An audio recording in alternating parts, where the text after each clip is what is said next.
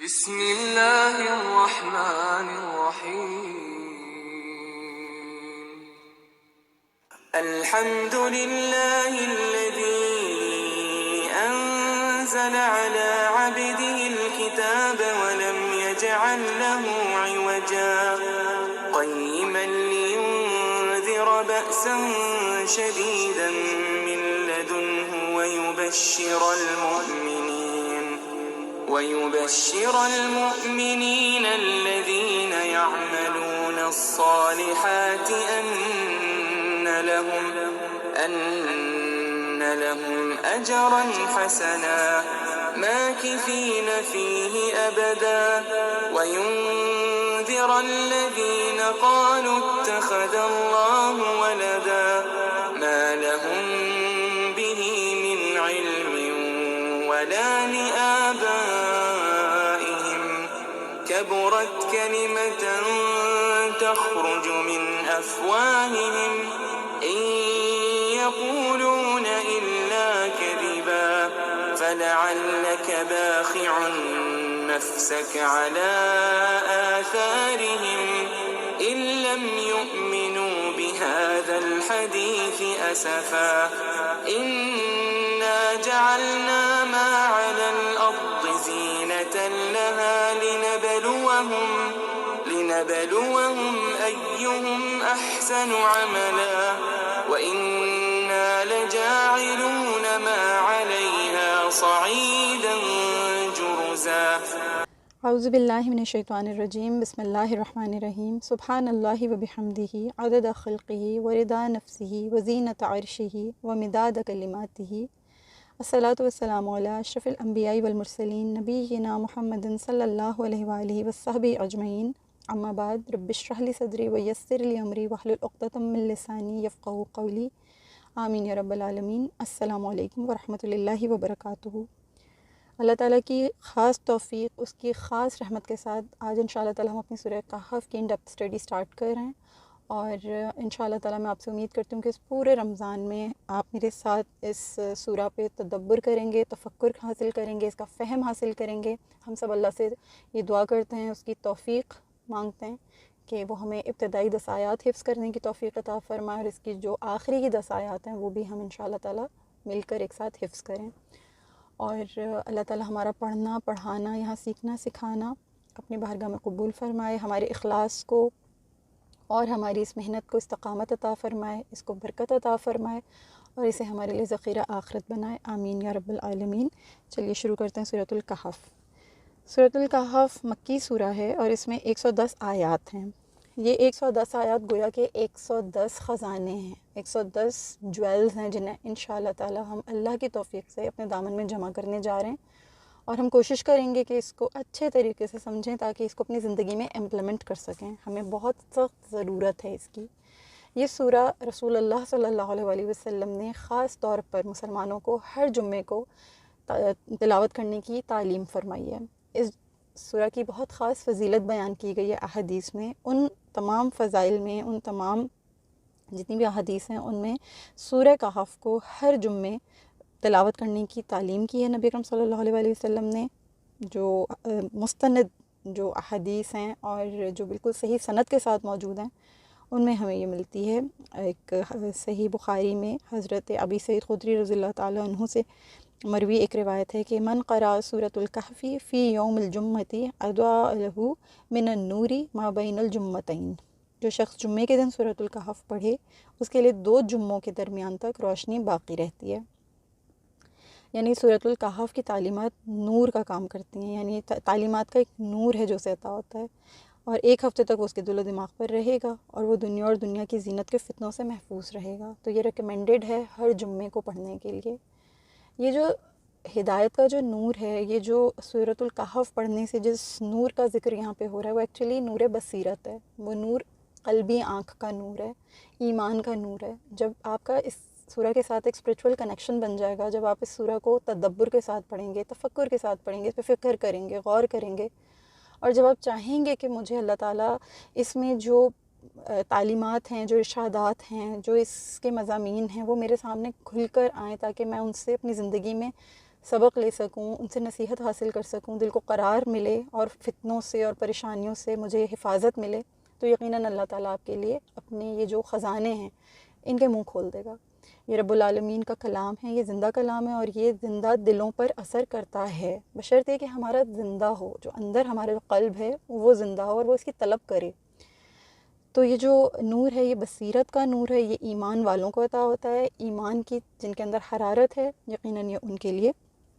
ایک جمعے سے دوسرے جمعے تک رہتا ہے، اور پھر دوبارہ اگلا جمعہ آتا ہے، ہم پھر اس کی تلاوت کرتے ہیں، یہ نور پھر عطا ہوتا ہے، پھر عطا ہوتا ہے، پھر عطا ہوتا ہے، اس طرح سے ہر جمعے اس کی تعلیم کا حکم دیا گیا ہے۔ اس کے علاوہ نبی اکرم صلی اللہ علیہ وآلہ وسلم نے بہت تواتر کے ساتھ حدیث مبارکہ ہیں اس سورہ کے فضائل سے متعلق، اور خاص طور پہ جو دجال کا فتنہ ہے اس سے متعلق اس کی بہت زیادہ آئی ہیں، احادیث آئی ہیں۔ ساری احادیث کا احاطہ کرنا میرے لیے آسان نہیں ہوگا اتنے مختصر سے وقت میں، لیکن چند ایک میں آپ کے سامنے رکھ دیتی ہوں۔ صحیح مسلم میں حضرت ابو درداء رضی اللہ تعالیٰ عنہ سے مروی ایک روایت ہے کہ آپ صلی اللہ علیہ وآلہ وسلم نے فرمایا، من حفظ 10 آیات من اول سورۃ الکہف عصم من الدجال، جو سورۃ الکہف کی ابتدائی 10 آیات محفوظ رکھے گا، یعنی حفظ کرے گا، محفوظ یعنی حفظ کرے گا، وہ دجال سے محفوظ رہے گا، عصم من الدجال۔ ایک اور اسی طرح سے ترمذی شریف میں آپ صلی اللہ علیہ وآلہ وسلم کی حضرت ابو درداء ہی سے روایت ہے، ایک حدیث کے آپ صلی اللہ علیہ وآلہ وسلم نے فرمایا، من قرأ 3 آیات من اول الکہف عصم من فتنۃ الدجال، جو شخص سورۃ الکہف کی پہلی 3 آیات پڑھے گا وہ دجال کے فتنے سے محفوظ ہو جائے گا۔ سبحان اللہ العظیم۔ اس میں رسول اللہ صلی اللہ علیہ وآلہ وسلم نے دجال کے فتنے کے متعلق کئی مقامات پر ارشاد فرمایا ہے، اور غالباً یہ جو دجال ہے یہ دجل سے ہے، اور دجل کا معنی ہوتا ہے فریب، دھوکہ، اور اس سورہ کا جو بنیادی مضمون ہے وہ زینت دنیا ہے۔ یہ زینت کا لفظ اس سورہ مبارکہ میں تقریباً 3 مرتبہ آیا اور مختلف مقامات پر آیا، اور جس طرح سے آیا، جس مفہوم میں آیا، اس میں اس کو ہائی لائٹ اسی انداز میں کیا گیا ہے کہ دنیا بیسیکلی اصل دھوکہ ہے، اصل دجل جو ہے وہ یہ دنیا ہے، اور دنیا کی زینت ہے، دنیا کی آرائشیں ہیں۔ اور اس کے علاوہ اس میں اور بہت سارے راز ہیں، بہت ساری خوبصورتیاں ہیں، بہت سارے اور مفہوم ہیں جو انشاءاللہ ہم ذکر کریں گے اور آپ لوگوں کے ساتھ ڈسکس کروں گی میں اللہ کی توفیق سے۔ تو نبی اکرم صلی اللہ علیہ وآلہ وسلم نے فتنوں سے بچاؤ کے لیے اسے ایز اے ٹول ہمیں عطا کیا ہے کہ یہ سورہ پڑھنے والا فتنہ تو دجال سے محفوظ رہے گا، یعنی ہر طرح کے فتنے سے۔ فتنہ کہتے ہیں کسی ٹرائل کو، کسی ٹیسٹ کو، جیسے پرانے وقتوں میں جب کوئی میٹل ہوتا تھا اسے کسی اور فارم میں بنایا جاتا تھا، تو اس کو ایک پورا پروسیس ہوتا تھا کہ اس کو آگ میں تپایا جاتا تھا، اس کو آگ میں جلایا جاتا تھا، اس کو برن کیا جاتا تھا، اس کی پہلی فارم کو ختم کر کے اس کو نئی فارم میں لے کر آیا جاتا تھا، یعنی اس کا پورا ایک یہ جو پروسیس ہوتا تھا آگ سے گزرنے کا، آگ میں جلنے کا، تپنے کا، اس کی امپیورٹیز کو ختم کرنے کا، اس کو بالکل پیوریفائی ریفائن فارم میں لانے کا، یہ کہلاتا تھا فتنہ۔ تو فتنہ بیسیکلی کسی امتحان کو، کسی ٹیسٹ کو بھی کہا جاتا ہے، کسی ٹرائل کو کہا جاتا ہے، اور بعض دفعہ ایک فتنہ کسی دوسرے فتنے کو دعوت دینے کے لیے بھی ہوتا ہے کہ ایک ٹیسٹ کے بعد دوسرا ٹیسٹ، دوسرے ٹیسٹ کے بعد تیسرا ٹیسٹ، جو اس وقت حالیاً ہماری تمام مسلمانوں کی سچویشن ہے کہ ہماری اوپر چاروں طرف سے بمبارڈمنٹ ہو رہی ہے۔ ایک فتنے سے نکلتے ہیں دوسرے فتنے میں اٹک جاتے ہیں، دوسرے فتنے سے نکلتے ہیں تیسرے میں پھنس جاتے ہیں، تیسرے سے نکلتے ہیں چوتھے میں، اور یہ ایسے ہے کہ جیسے فتنوں کی بارش ہو رہی ہے۔ اور اس متعلق بھی نبی اکرم صلی اللہ علیہ وآلہ وسلم نے بہت تواتر کے ساتھ احادیث بیان فرمائی ہیں کہ قرب قیامت میں فتنے اس طرح سے ہمارے اوپر ظہور پذیر ہوں گے، ایمان والوں کے اوپر جیسے بارش کے قطرے گر رہے ہیں، اس طرح سے گریں گے، اس طرح سے آئیں گے، اس طرح نازل ہوں گے۔ تو اگر ہم اپنی اس وقت سچویشن کو، کرنٹ سچویشن کو دیکھیں تو حالات کچھ اسی طرح کے ہیں، ہر طرف عجیب قسم کا فریب ہے، عجیب قسم کا دھوکہ ہے، ہم ہر چیز کو اس کی یوں محسوس ہوتا ہے کہ اس کی ایلیوژن کے ساتھ دیکھ رہے ہیں، ہر چیز مینیفیسٹیشن کے ساتھ ہے۔ دجال دجل سے نکلا ہے، دجل کا معنی ہوتا ہے دھوکہ، فریب، جھوٹ، اور جھوٹ کی بھی ایسی شکل جسے خوبصورت کر کے بیان کیا جائے، یعنی وہ جھوٹ پہچانا نہ جائے کہ وہ جھوٹ ہے، اس کو بے انتہا خوبصورت کر کے اس کو ایک شوگر کوٹڈ ریپ کیا جائے اس کو، اور وہ ہزار اس کے اندر عیب ہوں، برائیاں، اس کے باوجود وہ ایسے مینیپولیٹ کر دیا جائے کہ وہ خوبصورت کر کے بیان کیا جائے۔ اس کے اندر سے تمام برائی اور تمام شر کو اس طرح اوور لیپ کیا جائے کہ وہ شر نظر نہ آئے اور وہ بالکل خیر محسوس ہو، بہت اچھا محسوس ہو. ایک برائی اتنی اچھی کر کے سامنے لائی جائے کہ وہ برائی محسوس ہی نہ ہو، وہ اچھی لگے. ایگزیکٹلی جیسے آج LGBT کیوں کا جو یہ فتنہ ہے، استغفر اللہ العظیم، چھوٹے چھوٹے بچوں کے دماغوں میں اس کو کس طرح سے پلانٹ کیا جا رہا ہے کہ بچوں کو رینبو کلرز، اتنا زیادہ بچوں کے ذہنوں میں رینبو کلرز، کارٹونز دیکھ لیجئے، ایڈورٹائزمنٹس دیکھ لیجئے، بچوں کی کلوتھس کی کلیکشنز دیکھ لیجئے، ان کی چھوٹی چھوٹی جو کلپس اور ان کی پونیز اور ان کی ایسیسریز ہیں ان تک میں، ایون بوائز کی کلوزٹ کے اندر بھی آپ جائیے مالز وغیرہ میں، بوائز تک کی واچز اور ان سب چیزوں کے اندر انہوں نے رینبو کا جو ایک کانسیپٹ پیدا کیا ہے وہ بچوں کو اس سے فیملیئر کر رہے ہیں. یہ بھی دجل ہے، یہ بھی ایک طرح کا دجل ہے، دھوکہ ہے. یہ پیچھے کس قدر شر ہے، کتنا بڑا فتنہ ہے اس کے پیچھے. لیکن چھوٹے چھوٹے معصوم ذہنوں کو کلرز کے اندر الجھا کے، کلرز کی بیوٹی کو انہینس کر کے، ان کو اتنا بیوٹیفائی کر کے یہ گناہ، یہ فتنہ اور یہ سنگین قسم کا گناہ ان کو انٹروڈیوس کروایا جا رہا ہے کہ بچے محسوس ہی نہیں کر پائیں گے. آہستہ آہستہ ان کے معصوم ذہن اس چیز کو ایکسیپٹ کر لیں گے اور وہی سمجھیں گے کہ this is nothing, this is a good thing, what's bad in it. وہ ہم سے کیوں کنفیوز ہو کے سوال پوچھیں گے. تو یہ ساری چیزیں ہمیں دیکھنی ہیں. ہم جس دور میں ہیں یہ کل شر کا زمانہ ہے، شر غالب ہے. پچھلی امتوں کے اوپر، پچھلی قوموں کے اوپر فرعون آیا، وہ ایک دور میں آیا، نمرود آیا، وہ ایک دور میں آیا. اس کے علاوہ یہ حامان، قارون اور یہ شداد وغیرہ، یہ سارے اپنے اپنے دور میں ظاہر ہوئے تھے. یہ بھی باطل تھے، یہ بھی شر، لیکن اپنے اپنے دور میں ظاہر ہوئے. ہم جس دور میں ہیں اس میں سارا کا سارا شر اکٹھا ہو چکا ہے، ایک ساتھ بیک وقت ہم پر حملہ آور ہے. ساری باطل قوتیں ایک ہو چکی ہیں اور یہ شر اتنا عام ہو چکا ہے، اتنا پھیل چکا ہے، اتنا بڑھ چکا ہے کہ ہمارے پاس اس سے بچاؤ کا راستہ کون سا ہے. ہم پریشان ہیں، ہم کنفیوز ہیں. امت اس وقت بکھری ہوئی ہے کیونکہ امت کے پاس کوئی لیڈرشپ نہیں ہے. جو لیڈرز ہیں وہ بھی باطل اور تمام جتنے یہ شر پسند جو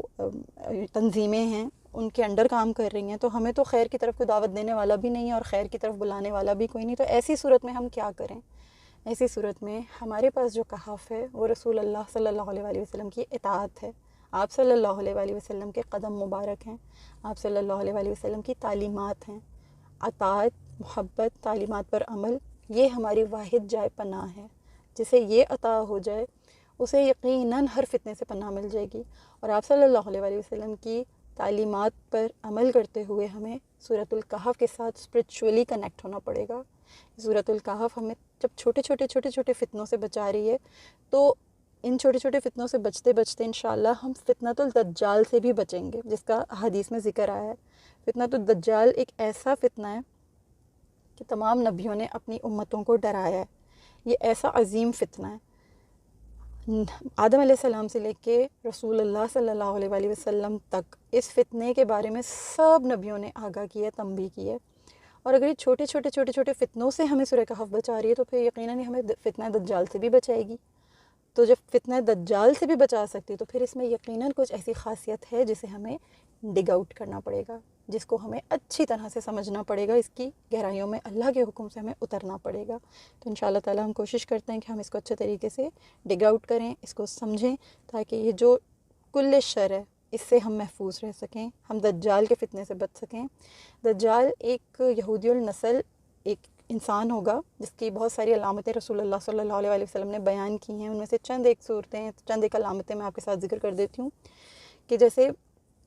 ایک شخص ہوگا جس کی آنکھ بلجی ہوگی، جسم تھوڑا فربا ہوگا، یہودی النسل ہوگا اور اصفہان کے علاقے میں پیدا ہوگا، وہاں سے ہی وہ اس کا ظہور ہوگا. اس کے علاوہ یہ ہے کہ جو دجال ہوگا اس کے پاس بہت ساری ایسی سپر نیچرل پاورز ہوں گی جن کے ساتھ وہ کیا کرے گا کہ کسی بنجر زمین کے پاس سے بھی گزرے گا تو اسے کہے گا یخرج خزنک، یعنی کہ اپنے خزانے نکالو. تو اب بنجر زمین کے اندر سے خزانے نکالنے کا اگر وہ کہے گا تو یہ تو حدیث میں سن کر انسان obviously سوچتا ہے کہ بنجر زمین کے اندر سے بھی وہ خزانے نکالے گا. لیکن تھوڑا سا اگر ہم غور کریں تو یہ جو جتنی بھی الیکٹرانک ڈیٹیکٹرز ہیں، جو ڈیوائسز ہیں، ڈیٹیکٹرز ہیں جو گولڈ کو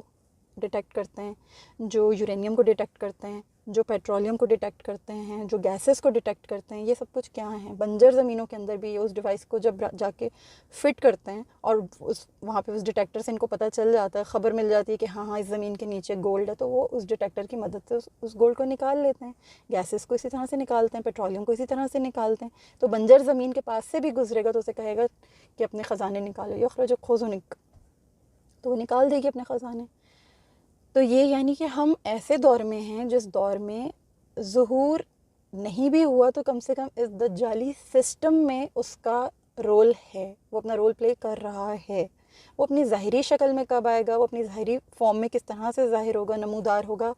وہ بھی ظاہری بات ہے کہ احادیث میں موجود ہے. آپ صلی اللہ علیہ وآلہ وسلم نے فرمایا تو یہ ہو کر رہے گا، یہ حق ہے. لیکن یہ جو سسٹم ہے، جس سسٹم میں میں اور آپ اس وقت جی رہے ہیں، کوئی چیز اس دجل سے خالی نہیں ہے، محفوظ نہیں ہے، کیونکہ ہر چیز جو ہے وہ اس کے کنٹرول میں ہے. ظاہر سی بات ہے ساری باطل قوتیں ایک ہو چکی ہیں، تو جو ہمارا انوائرمنٹ کنٹرول ہے، دجال کا جہاں دل چاہے گا بارش برسائے گا، جہاں دل چاہے گا وہ قحط لے آئے گا.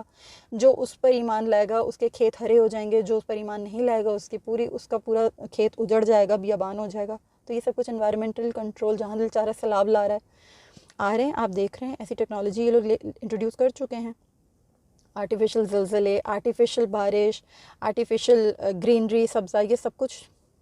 ہمارے سامنے ہے، ہماری سراؤنڈنگ میں سب کچھ ہو رہا ہے، ہم اپنی آنکھوں سے ان چیزوں کو وٹنس کر رہے ہیں. میڈیا کنٹرول، دجل، دھوکہ. میڈیا غلط کو صحیح اور صحیح کو غلط کرنے میں سب سے بڑا ہتھیار ہے. پورا کا پورا میڈیا دجال کا پلیٹ فارم ہے، اور پورا کا پورا میڈیا آپ جانتے ہیں کہ کون کنٹرول کر رہا ہے؟ یہودی. اور دجال کون ہے؟ یہودی النسل. تو یہ بیسیکلی اپنے اس مسیحا کا انتظار کریں جو اپنے آپ کو المسیح الدجال کہے گا. اس کا نام المسیح الدجال ہے. نبی صلی اللہ علیہ وآلہ وسلم نے بھی اس کا نام المسیح الدجال ہی فرمایا ہے کہ وہ اپنے آپ کو مسیحا کہے گا، مسایہ، کہ میں تم سب کا نجات دہندہ ہوں. جبکہ وہ سب سے بڑا فتنہ ہوگا، سب سے بڑا شر ہوگا، اور اگر تم اس کو پاؤ تو بس بھاگنا، دوڑ لگانا، اس سے بات مت کرنا. وہ ایسی کنفیوژن کریٹ کرے گا، ایسی وہ کنفیوژن کریٹ کرے گا کہ اچھے سے اچھا بندہ بھی چکرا کے رہ جائے گا کہ اس نے ہمیں کس طرح سے کنفیوز کیا ہے. اور یہی ہو رہا ہے. یہ جو ہمارے سیکولر مائنڈڈ جو سو کالڈ عالم ہیں، سو کالڈ علماء ہیں، یہ کیا کر رہے ہیں؟ دین کے نام پر صرف اور صرف دھوکہ، بے بنیاد باتوں سے وہ اتنا کنفیوز کر رہے ہیں، اتنا کنفیوز کر رہے ہیں کہ اچھا خاصا انسان جس کی اچھی خاصی تعلیمات ہیں وہ بھی کنفیوز ہو رہا ہے. الجھ رہے ہیں، ہماری یوتھ الجھ رہی ہے. نیوٹن نے ایک لا پاس کیا تھا، آپ کو پتہ ہے نیوٹن نے ایک فتنہ، جسے میں اسے بھی فتنہ ہی کہوں گی، ایک فتنہ اس نے پیدا کیا تھا کہ matter neither be created nor be destroyed. اس نے میٹر کو انٹروڈیوس کر کے، میٹر کے اوپر اس نے کام کر کے اور یہ تھیوری لا کے اس نے بیسیکلی اللہ تعالیٰ کے وجود کو ہی اس نے سرے سے جو ہے ختم کروا دیا. جو یہ سیکولر مائنڈڈ لوگ ہیں اور یہ جو ایتھیسٹس ہیں اور یہ جو یونیورسل سائنسز کے اوپر بلیو کرنے والے لوگ ہیں، انہوں نے لم یلد ولم یولد کا جو کانسیپٹ تھا وہی اپنے ذہنوں سے نکال دیا کہ خدا کون ہے؟ میٹر سب کچھ ہے. اللہ کا وجود تو ہمیں نظر نہیں آ رہا، لیکن ہاں میٹر ہمیں نظر آ رہا ہے. تو یہ جو مٹیریلز ہیں، مٹیریلز کو، یہ مادوں کو اس نے nor be created neither be destroyed, کہ خود ہی بنا ہے، اس کو کریٹ نہیں کیا گیا، خود ہی بنا ہے، خود ہی وجود میں آیا اور یہ کبھی ختم نہیں ہوگا. تو اللہ تعالیٰ کی جو ہماری ڈیفینیشن ہے سورہ اخلاص کی، وہ یہی ہے، لم یلد ولم یولد. نہ وہ کسی کا باپ ہے، نہ وہ کسی کا بیٹا ہے. تو یہ ساری کنفیوژن. پھر ڈارونس نے اپنی تھیوری دینے کے بعد انسان کو بالکل، کیونکہ اس میں سے روح کو ہی اس نے ختم کر دیا، روح کا کوئی کنسیپٹ ہی نہیں ہے، تو اس نے بالکل انسانیت کو کہاں پہنچا دیا ہے؟ بالکل حیوانوں کے درجات میں، حیوانیت کے درجے پہ اس نے پہنچا دیا. تو یہ جو سسٹم ہے یہ آج سے نہیں ہے، یہ بہت عرصے سے چل رہا ہے، اور آہستہ آہستہ سلولی اینڈ گریجولی ایک کے بعد ایک، ایک کے بعد ایک، ایک کے بعد ایک، روزانہ کی بنیادوں پر اس میں انٹینسٹی آ رہی ہے. یہ انٹینس ہو رہا ہے. ہمیں سمجھنے کی ضرورت ہے کہ پورے کا پورا میڈیا، لوگوں کا رہن سہن، ٹیکنالوجی، خود غرضی، بات چیت کرنے کا انداز، آپ دیکھیں لوگوں کے اندر مینرز ختم ہو چکے ہیں، لوگوں کے اندر اخلاق ختم ہو چکے ہیں، ویسٹرن انفلوئنسز آ چکے ہیں، لوگوں کے اندر مٹیریلزم اس قدر بڑھ چکا ہے، اس قدر بڑھ چکا ہے کہ لوگوں کے اندر مادہ پرستی پٹی کی طرح آنکھوں پہ بند چکی ہے. مٹیریلز کے پیچھے دنیا کریزی ہے، انہیں اور کچھ نظر نہیں آ رہا، صرف مٹیریلزم، صرف مٹیریلزم. ریالٹیز، حقائق، حقیقتیں، سنجیدگی، بردباری طبیعتوں سے ختم ہو چکے. صرف بناوٹ ہے، صرف دھوکہ ہے، صرف دکھاوا ہے، صرف شو آف ہے. یہ سب کچھ کیا ہے؟ یہ دجل ہے، یہ سب کچھ دجل ہے. دنیا کی کامیابی اور رنگینی کو حیات کل سمجھ لینا، یہ دجل ہے، یہ دھوکہ ہے، اور سورہ کہف کا مرکزی مضمون ہے یہ مرکزی مضمون ہے جسے ہمیں سمجھنا بہت ضروری ہے۔ یہ ساری چیزیں ہماری صحتوں پر بھی اثر انداز ہو رہی ہیں۔ ظاہر ہے جیسی خوراک ہوتی ہے ویسی انسان کی طبیعت ہوتی ہے، ویسی انسان کی فطرت ہوتی ہے۔ تو آپ نوٹس کیجئے کہ اگریشن، وائلیشن بچوں کے اندر کس قدر آ چکا ہے، کتنا بڑھ چکا ہے۔ الکوہولز، ڈرگس، یہ جتنی بھی ایڈکشنز ہیں، اور بہت ساری کلچرز میں، بہت ساری سوسائٹیز میں تو بچے بیچارے گینگز وغیرہ میں بھی انوالوڈ ہو چکے ہیں۔ کمیونٹیز اتنی بری طرح سے کرپٹ ہو چکی ہیں، اتنا کرپشن آ چکا ہے۔ میڈیا کو استعمال کرتے ہوئے ریلیجس ایکسٹریمزم کو شو کیا جا رہا ہے۔ ریلیجس ایکسٹریمزم کی وجہ سے لوگوں میں دین سے کراہت آ رہی ہے، لوگ دین سے دور ہو رہے ہیں، دور ہوتے چلے جا رہے ہیں۔ نئی جنریشن اسلام کے لیے اوپن ہارٹیڈلی کوئی بات سننے کو تیار نہیں ہے۔ اس میں بہت سختی ہے، اس میں بہت مشکلیں ہیں، اس میں بہت آزمائشیں ہیں۔ ہم جس طرح سے رہ رہے ہیں اس طرح صحیح ہے، بس ٹھیک ہے، اللہ تعالیٰ نے اتنی سختیاں نہیں رکھی، اللہ تعالیٰ نے اتنی پابندیاں نہیں رکھی۔ حدود جو مقرر کی گئی ہیں وہ حدود ان کو سختی محسوس ہو رہی ہے، اور یہی آپ صلی اللہ علیہ وسلم نے فرمایا تھا کہ دجال کے ایک ہاتھ میں آگ ہوگی، دوسرے ہاتھ میں جنت ہوگی، تو تم اس کی آگ کو چوز کرنا۔ آگ ریکمینڈیڈ ہے کہ جو اس کی آگ ہوگی وہ اصل میں آگ نہیں ہوگی، وہ مسلمان کے لیے، ایک ایمان والے کے لیے راحت ہوگی۔ اگر تم اس آگ کو پسند کرو گے، اس آگ کو چوز کر لو گے، تو اس کا مطلب یہ کہ بے شک آزمائشیں ہوں گی، تکلیفیں ہوں گی، ٹرائلز ہوں گے، ہر طرح کی مشکلیں اور صعوبتیں ہوں گی، لیکن آخرت میں اس کا انعام یقیناً جنت ہوگا۔ اور اگر اس کی جنت کو ہم نے قبول کر لیا، آسائشوں کو، راحتوں کو، سہولتوں کو، آسانیوں کو، تو پھر اس کا مطلب کہ آخرت ختم، آخرت میں کوئی انعام کچھ نہیں ہوگا، کیونکہ دنیا میں ہی وہ سب کچھ ایک دھوکہ ہوگا، ایک فریب ہوگا۔ حقیقتاً وہ جو جنت نظر آ رہی ہے وہ جہنم کا گڑھا ہوگا، کیونکہ وہ اس قدر خوبصورت کر کے اس کو مینیپولیٹ کر کے سامنے لایا جائے گا کہ انسان اس کے اندر بری طرح سے پھنس چکا ہوگا، اس زینت میں جس کو حیات الدنیا یعنی زینت الحیات الدنیا۔ ابھی سورہ کہف میں انشاءاللہ تعالیٰ ان آیات میں ہم تھوڑا سا اس کو شروع کرتے ہیں، تو پھر تدبر کریں گے اللہ کی حکم سے۔ تو بتانے کا مقصد یہ ہے کہ دجل کیا ہے، اور نبی اکرم صلی اللہ علیہ وسلم نے جو سورہ کہف پڑھنے کا حکم دیا ہے، تو اس میں جو بیسیکلی 4 قصے سنائے گئے ہیں، اللہ تعالیٰ نے جو 4 قصے ارشاد فرمائے ہیں، اس میں فتنے، کون کون سے فتنے ہم اس وقت محسوس کر سکتے ہیں، یا ہم اس وقت ان فتنوں سے گزر سکتے ہیں، اور پھر کس طرح سے اپنے آپ کو بچا سکتے ہیں، وہی ہمیں تعلیمات دی گئی ہیں۔ جیسے پہلا قصہ بیان کیا گیا ہے اصحاب الکہف کا، جو چند نوجوان تھے۔ آج آپ اسی یوتھ جو ہماری آپ دیکھ رہے ہیں، آپ بچوں کو بولیں، ینگسٹرز کو بولیں کہ بیٹا بہت زیادہ ایڈکشن ہو رہی ہے آپ کو، آپ ڈیوائسز چھوڑ دو، بہت زیادہ ایڈکشن ہے آپ کو، آپ سوشل میڈیا پہ کم آؤ، آپ سوشل میڈیا کو اوائڈ کرو، آپ پارٹیز میں کم جاؤ، یا آپ دوستوں کے ساتھ ہینگ آؤٹ کرتے ہو، ان کو اوائڈ کرو، زیادہ سے زیادہ تلاوت قرآن کرو، زیادہ سے زیادہ نماز پڑھو، زیادہ سے زیادہ ذکر کی طرف آؤ۔ وہ حیران ہو کے آپ کی شکل دیکھے گا، اس کو اتنی ایڈکشن ہو چکی ہے۔ تو اپنے ایمان کو بچانے کے لیے وہ جو چند نوجوان تھے، وہ ہمارے سامنے ایک سمبل ہیں، توحید کا ایک سمبل ہے، کہ جب ہمارا ایمان کسی آزمائش میں ہو، ہمارا ایمان کسی مشکل میں ہو، پریشانی میں ہو، تو ہمیں کہاں جانا چاہیے، کس کو فالو کرنا چاہیے، کس کو رول ماڈل بنانا چاہیے۔ اللہ تعالیٰ نے وہ قصہ بیان فرما کے بیسیکلی تعلیم کیا کہ وہ بھی تو نوجوان تھے، نوجوانوں کو یہ ایڈکشنز چھوڑنا مشکل ہے۔ ابھی میں نے آپ کے سامنے کہا نا کہ الکوہل ایڈکشنز ہو چکی ہیں، ان کو ڈیوائسز کی ایڈکشن ہو چکی ہے، سوشل میڈیا کی ایڈکشن ہو چکی ہے، اور ہینگ آؤٹ کرنے کی ایڈکشنز ہو چکی ہیں ان کو، ایگریشن، وائلیشن، یہ ساری چیزیں ان کی طبیعتوں کا حصہ بن چکی ہیں۔ کیسے ان چیزوں سے پرہیز کریں گے، کیسے کر سکتے ہیں؟ اصحاب کہف کا قصہ اللہ تعالیٰ نے یہی تعلیمات فرمائی ہیں کہ انہوں نے سب کچھ چھوڑ دیا تھا مگر اپنا ایمان بچایا تھا، انہوں نے توحید کو سنبھالا تھا، اللہ پر بھروسہ کیا تھا، پوری دنیا سے کٹ گئے تھے، سب کو چھوڑ دیا تھا۔ I am not talking about کہ آپ دنیا کو چھوڑ دیں، دنیا برتنے کے لیے، مگر دنیا کے اندر انوالو ہو جانا اور دنیا کے اندر گم ہو جانا، یہ خسارہ ہے، یہ دجل ہے، یہ دھوکہ ہے، اور اس کی سزا آخرت میں بھی ملے گی اور دنیا میں بھی ملے گی، آخرت میں ناکامی اور دنیا میں رسوائی۔ پھر اس کے بعد جو دوسرا قصہ بیان کیا گیا ہے، وہ 2 باغ والوں کا قصہ بیان کیا گیا ہے۔ وہ 2 باغ والے، ان میں سے ایک کے پاس مالی اسباب نہیں تھے، اولاد کی کثرت نہیں تھی، اللہ تعالیٰ کی دی ہوئی نعمتیں اور عنایتیں اس کے پاس بہت زیادہ نہیں تھی، مگر وہ ایمان میں بہت بہت اچھے مرتبے پہ تھا، اس کا ایمان محفوظ تھا۔ اور دوسرا جو اس کا ساتھی تھا، وہ مال کے اعتبار سے، اولاد کے اعتبار سے، نعمتوں کے اعتبار سے، برکت و رحمتوں کے اعتبار سے بہت زیادہ آگے تھا، اس کے پاس بہت عنایتیں تھیں اللہ تعالیٰ کی، لیکن کیونکہ ایمان میں کم تھا، لہٰذا وہ اپنی ان تمام جتنی بھی اللہ تعالیٰ نے اسے نعمتیں عطا کی تھیں، وہ ان سے آزمایا گیا اور وہ اس امتحان میں پاس نہیں ہو سکا، کامیاب نہیں ہو سکا۔ نتیجتاً کیا ہوا کہ اس کے اس اپنے اسباب کے اوپر رلائی کرنے کی وجہ سے اللہ تعالیٰ نے اس کا قصہ سنا کے ہمیں اس امتحان سے نکلنے کا، اس امتحان سے اچھے طریقے سے پاس کرنے کا، پاس ہونے کا ایک ٹول دیا ہے، ایک طریقہ بتایا اللہ نے، ایک راہ دکھائی ہے کہ کس طریقے سے جب آپ کے پاس اسباب ہوں اور آپ ٹوٹلی ان اسباب کے اوپر رلائی کر رہے ہوں تو پھر وہ اسباب آپ کے لیے صرف اور صرف خسارہ ہیں۔ ایمان والے میں اور ایک نان مسلم میں، یعنی ایک ایمان والا اور ایک غیر ایمان والا یعنی غیر مومنین، ان دو میں اسباب کے اعتبار سے جو بہت بنیادی فرق ہے وہ یہ ہے کہ ایمان والا بھی سبب کو اختیار کرتا ہے اور غیر مومن بھی سبب اختیار کرتا ہے، مگر ایمان والے کے جو سبب اختیار کرنے کے پیچھے عقیدہ ہوتا ہے اس کی درستگی کار فرما ہے کہ میرے اللہ کا امر ہے اس سبب کے اندر، میں نے یہ سبب جو اختیار کیا اگر اللہ کا امر اس میں سے نکل گیا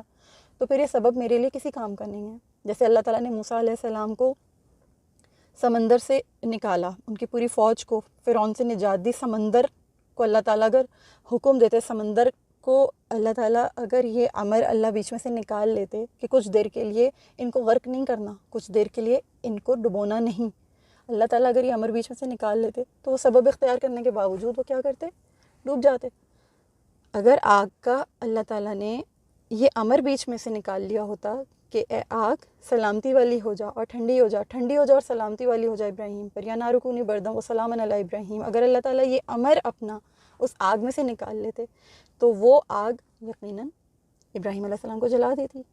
لیکن اللہ تعالیٰ کا حکم، اللہ تعالیٰ کا امر کار فرما تھا۔ جو غیر مسلمین ہیں ان کا چیز کے اوپر، سبب کے اوپر جو رلائے کرنا ہے وہ یوں ہے کہ اللہ کے امر پر یقین نہیں ہے ان کا، وہ اللہ کے امر کو کچھ نہیں جانتے۔ تو یہ چیز ہمیں یہاں پہ سمجھائی جا رہی ہے کہ اللہ کا امر سب کچھ ہے، اسباب ہوتے ہوئے اللہ کے اوپر یقین رکھنا، اللہ ہی کو سب کچھ جاننا، ان چیزوں کو ریلائی نہیں کرنا کہ میرے لیے یہ سب کچھ ہے اور یہ میں ڈیزرو کرتا تھا، یہ سب کچھ تو ہمیشہ سے ہی میرے لیے تھا اور مجھے تو اللہ کے گھر اگر جاؤں گا تو اول تو مجھے پتہ ہی نہیں کہ میں جاؤں گا، یعنی حیات بعد الموت کا بھی عقیدہ جو ہے وہ درست نہ ہو، آپ دنیا میں اتنا زیادہ انوالو ہو جائیں کہ آپ کو یہ یقین ہی نہیں ہو کہ آپ کو واپس بھی پلٹنا ہے، ایک رب سے آپ کی ملاقات ہے۔ تو یہ چیز بھی اللہ تعالیٰ نے منع فرمائی ہے، اس قصے میں یہ تعلیم بھی ہمیں کی گئی ہے۔ پھر تیسری جو تعلیم کی گئی ہے وہ خضر علیہ السلام اور موسیٰ علیہ السلام کے بارے میں ہے، ان کا قصہ بیان کیا گیا ہے کہ علم کی کمی اور علم کی زیادتی یہ بھی انسان کے لیے ایک ٹرائل ہے، ایک آزمائش ہے۔ دجال کیا کرے گا؟ دجال آپ کو علم الغیب کے بارے میں بتائے گا، یعنی وہ یہ کہے گا کہ میرے پاس علم الغیب ہے، وہ مردوں کو زندہ کر دے گا، زندوں کو مردہ کر دے گا، وہ جس کو جس حال میں چاہے گا آپ کے سامنے ایک دم سے پیش کر دے گا، جو آپ کے مرے ہوئے والدین ہوں گے وہ ان کو آپ کے سامنے لے آئے گا، اور وہ بیسیکلی شیطان ہوں گے، شیطان کا تصرف ہوگا، شیاطین ہوں گے، جنات ہوں گے، وہ یقیناً وہ چیز نہیں ہوگی جو آپ کو دکھائی جا رہی ہوگی، کیونکہ اس کا کام ہی فریب دینا ہے، دھوکہ دینا ہے۔ تو جو اہل ایمان ہوں گے، جو پہچان لیں گے اس کے دجل کو، وہ اس کی باتوں میں نہیں آئیں گے، لیکن جن کے دل اللہ کے ساتھ جڑے ہوئے نہیں ہوں گے، جن کو اللہ کی معرفت حاصل نہیں ہوگی، ایمان مضبوط نہیں ہوں گے، وہ اس کے فریب میں آ جائیں گے۔ پھر چوتھا قصہ، چوتھی جو ہمیں جو اسٹوری سنائی گئی ہے سورہ کہف میں، وہ ہے سیدنا ذوالقرنین کی، کہ جن کو اللہ تعالیٰ نے پاور دی، پورا اقتدار دیا، ان کو مشارب مغارب کی اللہ تعالیٰ نے رسائی عطا فرمائی، اور اس کے باوجود، اسباب کے باوجود، اقتدار کے باوجود، تمام تر سہولتوں اور آسائشوں کے باوجود بھی ان کا جو تعلق اللہ رب العالمین کے ساتھ تھا وہ یہ تھا کہ یہ سب کچھ اللہ تعالیٰ کی ہی توفیق ہے، اللہ تعالیٰ ہی کی مہربانی ہے۔ تو جب انسان کے پاس پاور ہو تو اس کو نشہ نہ ملے۔ دجال کیا کرے گا؟ دجال بہت ساری پاورز لے کر آئے گا اور وہ پاورز پرووائڈ کرے گا، وہ آپ جو اس کو فالو کرے گا، جو اس کو اپنا خدا مانے گا، وہ اس کو ہر طرح کی سہولت دے گا، ہر طرح کی آسائشیں دے گا، خوب پاور دے گا، خوب نشہ ہوگا اس کو کہ میں تو، مجھ سے زیادہ تو کوئی ہے ہی نہیں، کوئی قابل شخص ہے ہی نہیں۔ آپ دیکھیے استغفر اللہ العظیم، الومناتی،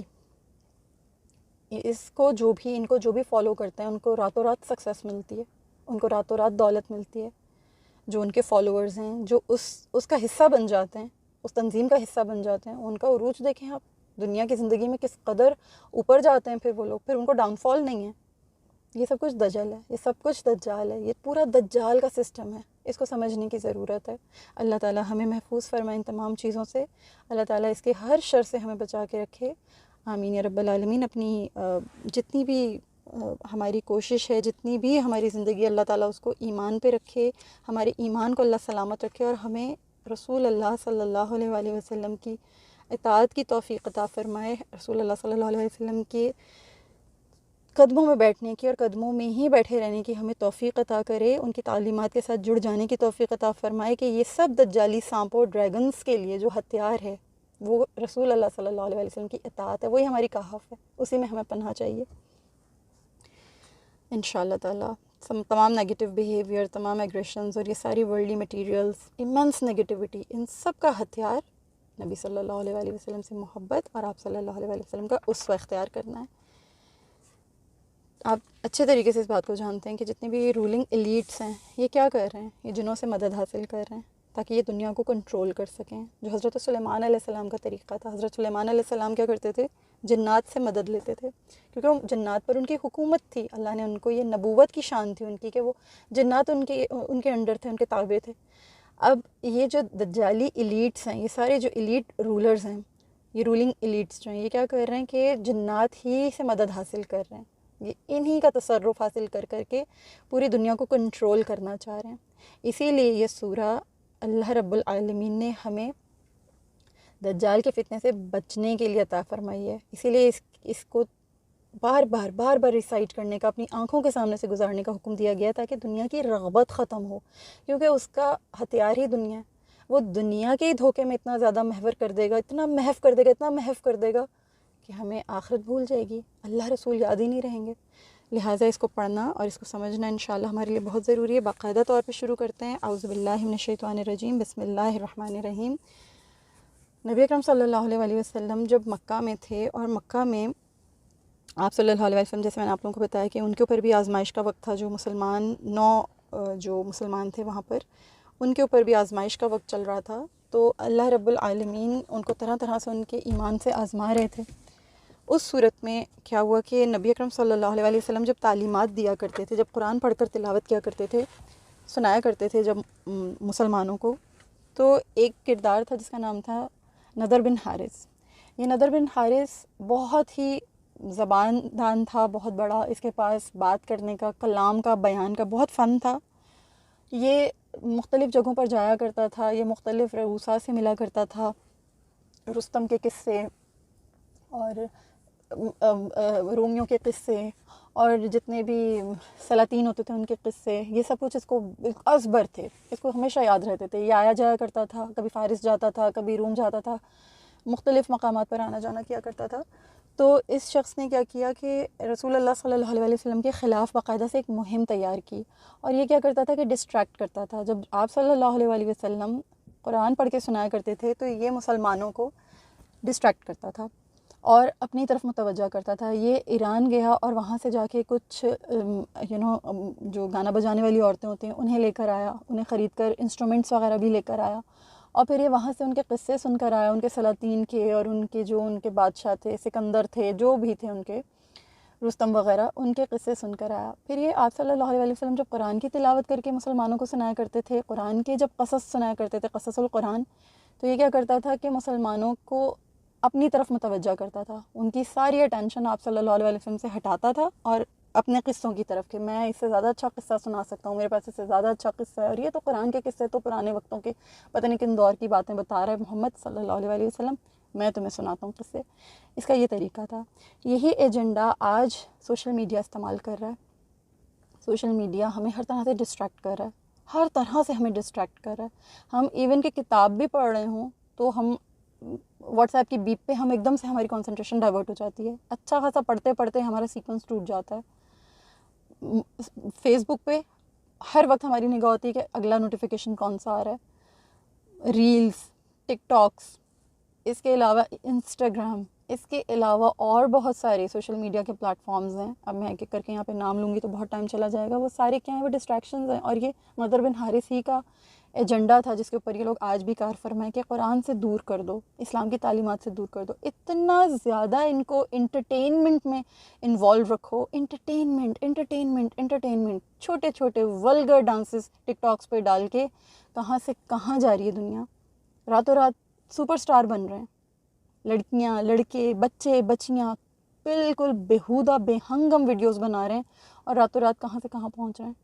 تو یہ سب کچھ کیا ہے؟ یہ انٹرٹینمنٹ کے نام پر بھی ایک ویسٹیج آف ٹائم ہے، ویسٹیج آف انرجی ہے، تاکہ ہم جو ہمارے کرنے کے کام ہیں، جو ہماری سنجیدگی،